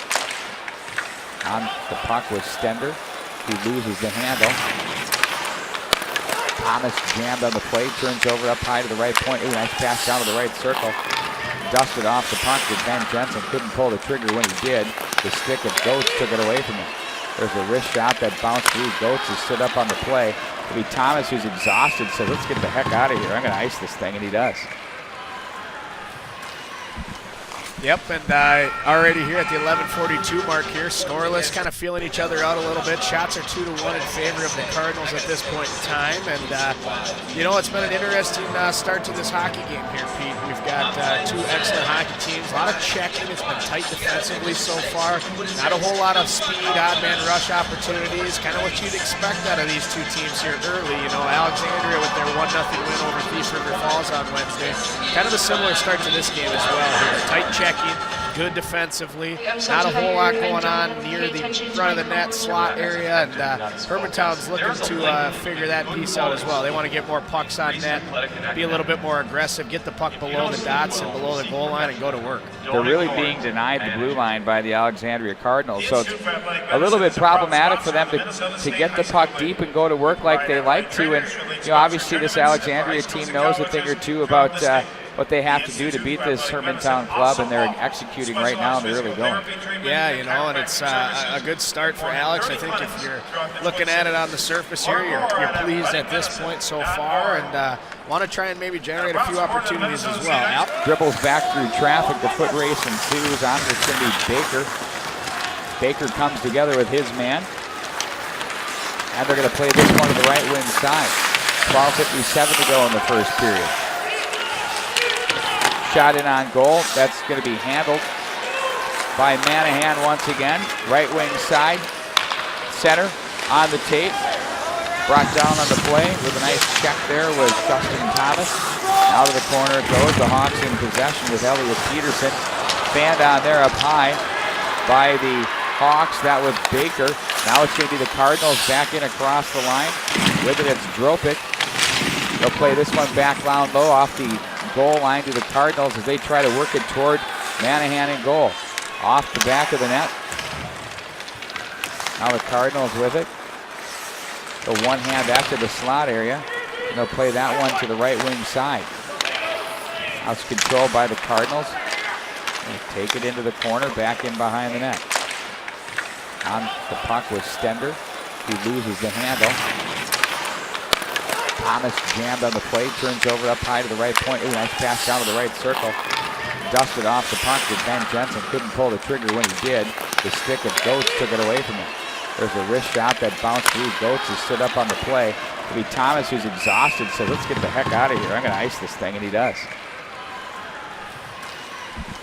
Yep, and already here at the 11:42 mark here, scoreless, kind of feeling each other out a little bit. Shots are 2-1 in favor of the Cardinals at this point in time, and you know, it's been an interesting start to this hockey game here, Pete. We've got two excellent hockey teams, a lot of checking. It's been tight defensively so far. Not a whole lot of speed, odd man rush opportunities, kind of what you'd expect out of these two teams here early. You know, Alexandria with their 1-0 win over Thief River Falls on Wednesday. Kind of a similar start to this game as well here. Tight check. Good defensively, not a whole lot going on near the front of the net slot area, and Hermantown's looking to figure that piece out as well. They want to get more pucks on net, be a little bit more aggressive, get the puck below the dots and below the goal line and go to work. They're really being denied the blue line by the Alexandria Cardinals, so it's a little bit problematic for them to get the puck deep and go to work like they like to, and you know, obviously this Alexandria team knows a thing or two about what they have to do to beat this Hermantown club, and they're executing right now, and they're really going. Yeah, you know, and it's a good start for Alex. I think if you're looking at it on the surface here, you're pleased at this point so far, and want to try and maybe generate a few opportunities as well. Alex is going to try and keep this thing as tight, checking, and defensive as possible here. They want to slow this thing down a little bit, use their speed and possess the puck in the Hermantown end of the ice, and as you mentioned, continue to lock down their own blue line and their own end of the ice. So far, so good. That's right. Then just sit back mode here. They're very confident and firm on the puck here as they're making decisions, but they're not taking chances either. Yeah, you know, they're able to, like I said, it all starts in their own end. They're very sound defensively, so when you can play really strong defensive positioning and be owning your own end of the ice, you're always going to create opportunities because you're going to win some battles, you're going to get the puck, and then you're going to have support for that puck all on your end to start moving north-south up the ice and try and then turn sound defense into offense. Jensen with it now to the left corner, turns away from traffic, plays this one off the left wing side for the oncoming winger, and Jacob Stender to the left point, deflection in front. Oh, and a big save by Manahan there. There's a golden opportunity. Stender just tried to take a redirect and shove it home, but he got the pad on that one and stopped that one. That's off the stick now at the blue line of the Cardinals of the oncoming Brady Baker, as the Hawks will now play this one back in behind that. Baker with it now, plays back up. Dowd has it to High from the middle up high. That's blocked. And out of the neutral zone it goes. Nice job by Ben Jensen to put it out there. Drop pass for Watkins, knocks the stick right out of the hands of the defender there. That was Matthew Carlson. As it trickles in on goal, it's going to be covered up by the goaltender. Boleen has been so good here for this team. Jackson Boleen will take a timeout. When we come back, we'll have more coming up for you. High school hockey continues right here on thestateofhockey.com. Companies is your one-stop shop for all your home and financing needs. From construction, land development, new home builders, mortgages, banking, and wealth management services, the Tradition family of companies has the solution for you. Visit traditionco.com. That's traditionco.com. Tradition Companies is your one-stop shop for all your home and financing needs. From construction, land development, new home builders, mortgages, banking, and wealth management services, the Tradition family of companies has the solution for you. Visit traditionco.com. That's traditionco.com.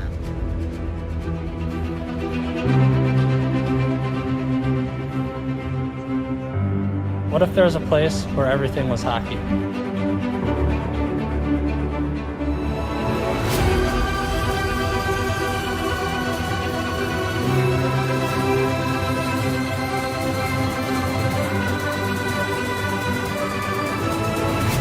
In Minnesota, there is.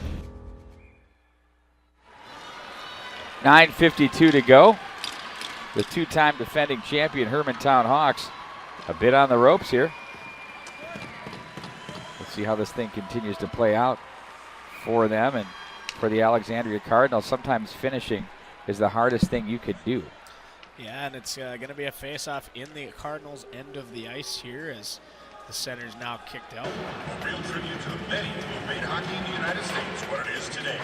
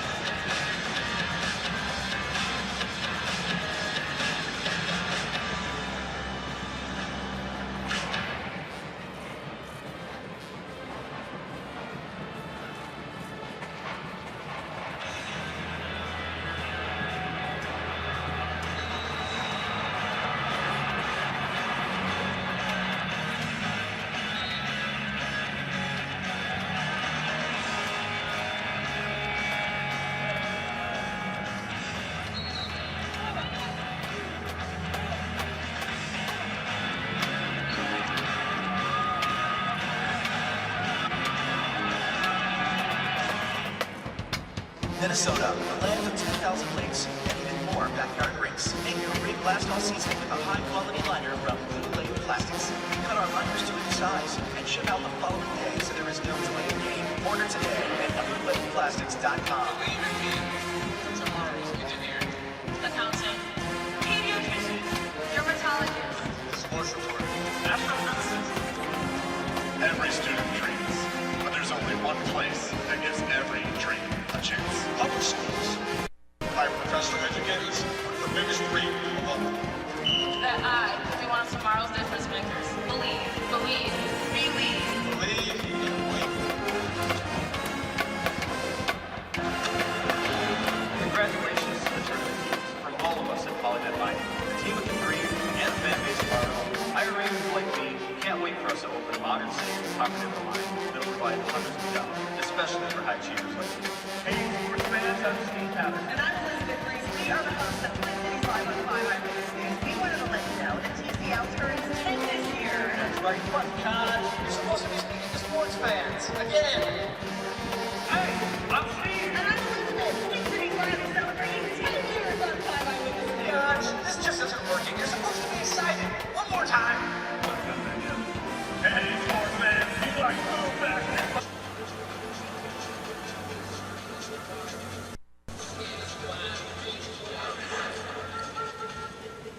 When I get a good night's sleep, I'm ready for the next day. I try to get to bed early, like as soon as possible. I try to turn off all electronics with at least an hour before going to bed. I always, like, right before I go to bed, I turn my phone on Do Not Disturb. When I sleep well, I'm locked in for the next day. There are many benefits to a good night's sleep. You're sick less often, grades are better, your reaction times are quicker. If you don't sleep well, seek professional help. Don't ignore it. Man, Minnesota, the land of 10,000 lakes and even more backyard rinks. Make your rink last all season with a high-quality liner from Blue Lake Plastics. We cut our liners to any size and ship out the following day, so there is no delay of game. Order today at bluelakeplastics.com. What does it take to play on a tournament team? The same kind of commitment it takes to open Minnesota's first copper nickel mine. Protect our treasure, our woods, water, and wildlife. Congratulations to all the tournament teams from Polynet Mining.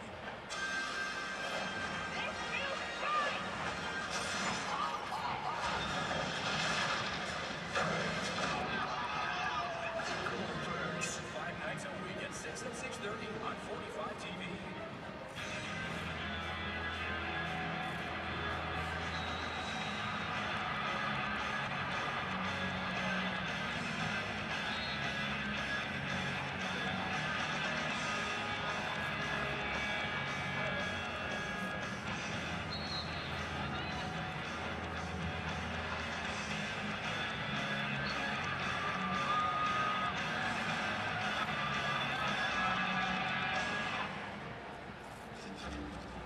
This is Aqua Ice, brought from all over the state of Minnesota.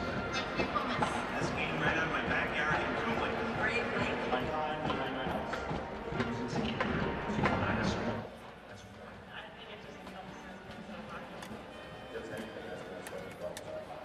This is our state, our team, Aqua Ice.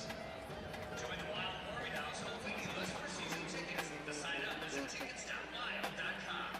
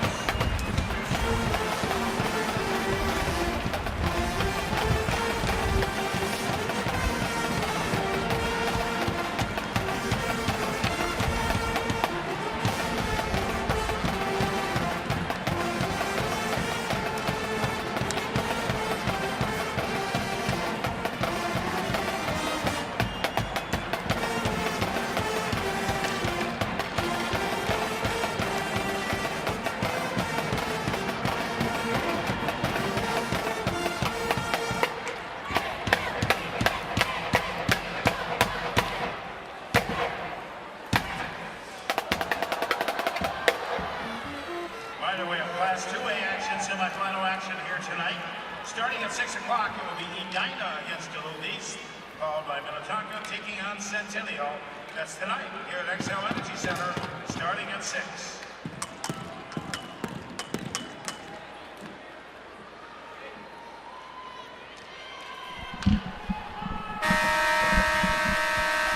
Well, welcome back. There's the horn you hear to start the beginning here of the third period of play in the Class A section. Down. I think they were down with the Greenway Raiders. Yes, Greenway, an excellent hockey team. The Raiders really built their program back up and have had a couple of very successful years, and they've been rated in the top 5 all year long in Section 7A as the 2 seed with Hermantown the number 1 seed. And, you know, that game was an excellent game up there at Amsoil Arena in Duluth. It was a 3-1 lead the Raiders had. Halfway through that third period, Hermantown actually ended up scoring 3 goals to take a 4-3 lead, where Greenway then with 0.3 seconds left tied the game, sent it to overtime. The first overtime wasn't enough, so it took 2 overtime periods for Hermantown to move on to the X this year. And oh man, I can't imagine for so many years with the stranglehold on Section 7A that Hermantown's had, then to have that game end in a heartbreaker like that when Greenway was in control for the majority of that hockey game. And you know, that's part of what champions do, though. I mean, there's a reason Hermantown's been here 9 years in a row. There's a consistency and a level of excellence that's met every year, and that's expected out of their hockey program. And that goes all the way down through the Youth Hockey Association, all the way up to the high school. There's a chance. Pad saved by Boline. Read that with great focus off the faceoff by the Hawks. Played back into the neutral zone by Alexandria. The puck will be gathered in by Matthew Carlson. Plays that in front of the bench area. Turned aside by the Hawks. Then back comes Powell with it. Loses the handle momentarily, and now it's picked up by the Hawks. They play this one for Baker. Now across line, Thomas rather. That was a shot taken by Peterson. Into the equipment now and handled by Carlson at center. They have to hurry his Dowd as a man coming his way. Across the line now it's going to be Pesta with it. Sends a pass to the slot area. That goes quickly off the stick of Ben Doherty and up and out of play. Yeah, Doherty with a nice job there to fight to the front of the net just on top of the crease there. He got a stick on it.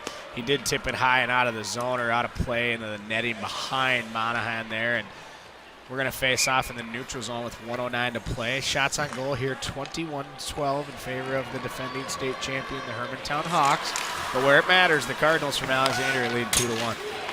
Off the glass, back in behind the net. It's going to be Goetz who's checked on the play. Herder with it, takes it behind the net as he's going to look to his right and cut back to his left as he's going to carry the zone. That's going to be an icing call. Back into Hawks territory we go. He tried a long pass on an angle to the right side that missed its mark.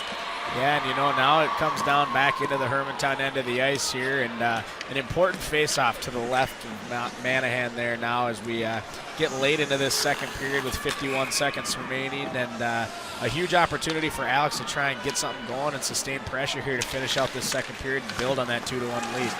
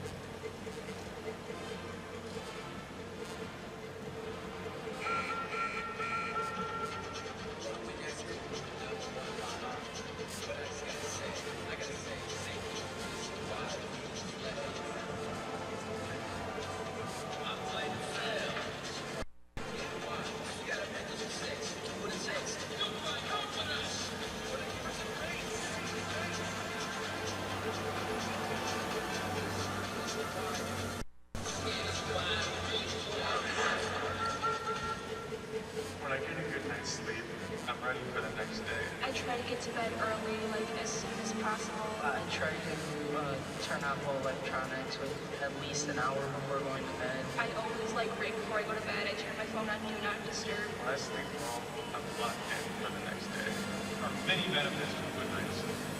You're sick less often, grades are better, your reaction times are quicker. If you don't sleep well, seek professional help. Don't ignore it. Minnesota, the land of 10,000 lakes and even more backyard rinks. Make your rink last all season with a high-quality liner from Blue Lake Plastics. We cut our liners to any size and ship out the following day, so there is no delay of game. Order today at BlueLakePlastics.com. What does it take to play on a tournament team?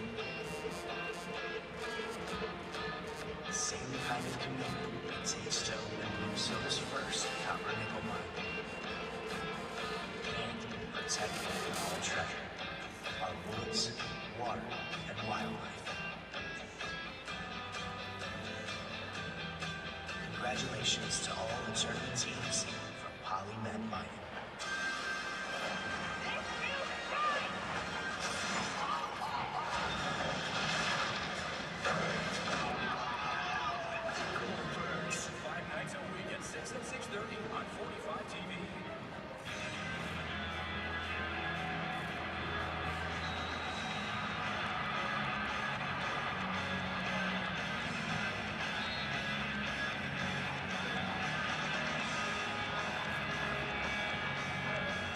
Now with Biondi.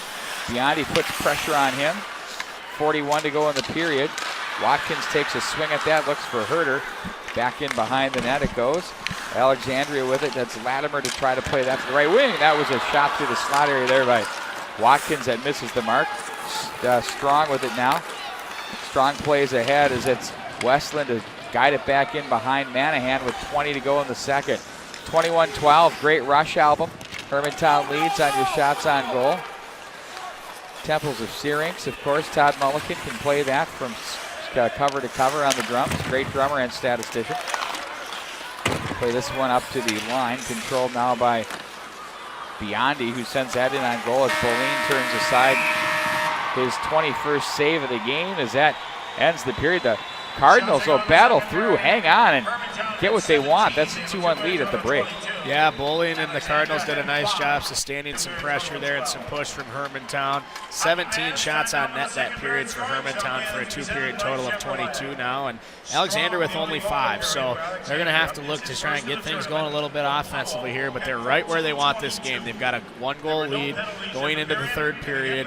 They got to win one period to win the hockey game now, and based on how they like to play with this defensive style, this tight checking hockey game, Alexandria is doing exactly what they want and have everything right in front of them where they want to be. So going to be interesting here to see what Coach Andrews and the Hawks do to adjust and try and even this thing up at 2-2 here, but going to be a fun third period, and can't wait to see what happens here as we inch just one more period closer here to the Class A state championship game being finalized. Again, Orono, the winner in overtime prior to this game here. 5-4 winner after withstanding what we did find out is the biggest comeback to not result in a win of 4 goals. The Zephyrs were down from Matamidi 4-0 there late into the second period, used a quick power play goal to cut it to 4-1, scored another goal within a minute left in that second period to cut the lead in half to 4-2. And just like that, quick goal to start the third, tied the game, carried play for the majority of that third period. Orono did a nice job regrouping and earned their berth in the Class A state championship game tomorrow, where they're awaiting the winner of this game here between Alex and Hermantown. And Pete, should be a fun rest of this third period here, as well as getting into the Class AA semis, which are just looming here. It's a great day. Right now, 2 1-goal games that we've had, basically. We've had a lot of them in the Class A tonight. You know, there's some stuff to talk about there. Yeah, we've been fortunate now the last couple of years. The Class A has really done a nice job of improving programs statewide to try and up the competitiveness level. And, you know, we've consistently seen the AA have lots of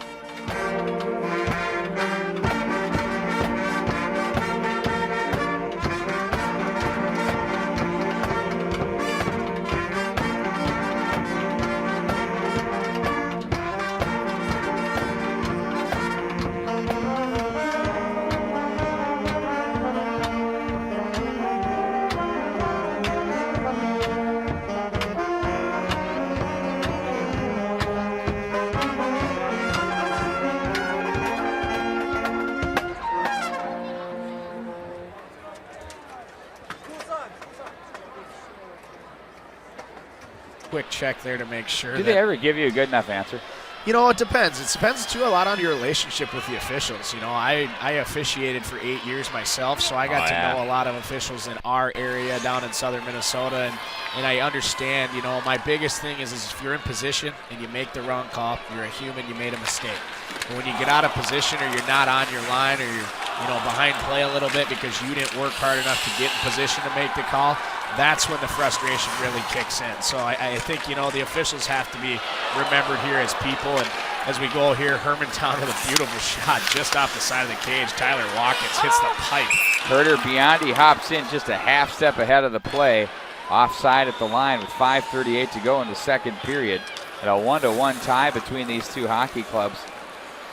Now, there haven't been a lot of power plays in this one. There haven't been a lot of infractions to discuss. It's been really a well-played chess match between these two teams. Definitely, and now the Hawks with their 10th shot of the period, so it's 10-3 in that department this period. 15-10 now for the game. Hermantown kind of taking control on that piece of the scoreboard, and you know, even and though territorially as well. Right, and even though it's only been 10 shots on net there, the Hawks have that many.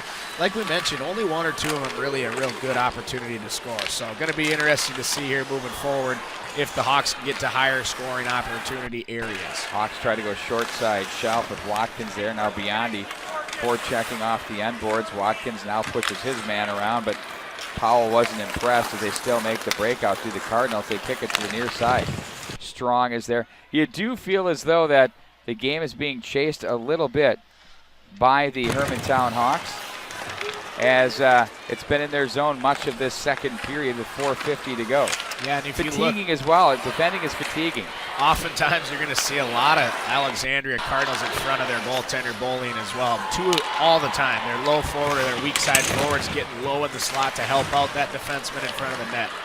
A shot to the midsection. Baker pinches off the left wing boards and on goal, covered by Boline, and they'll face off again. I brought this up a few times.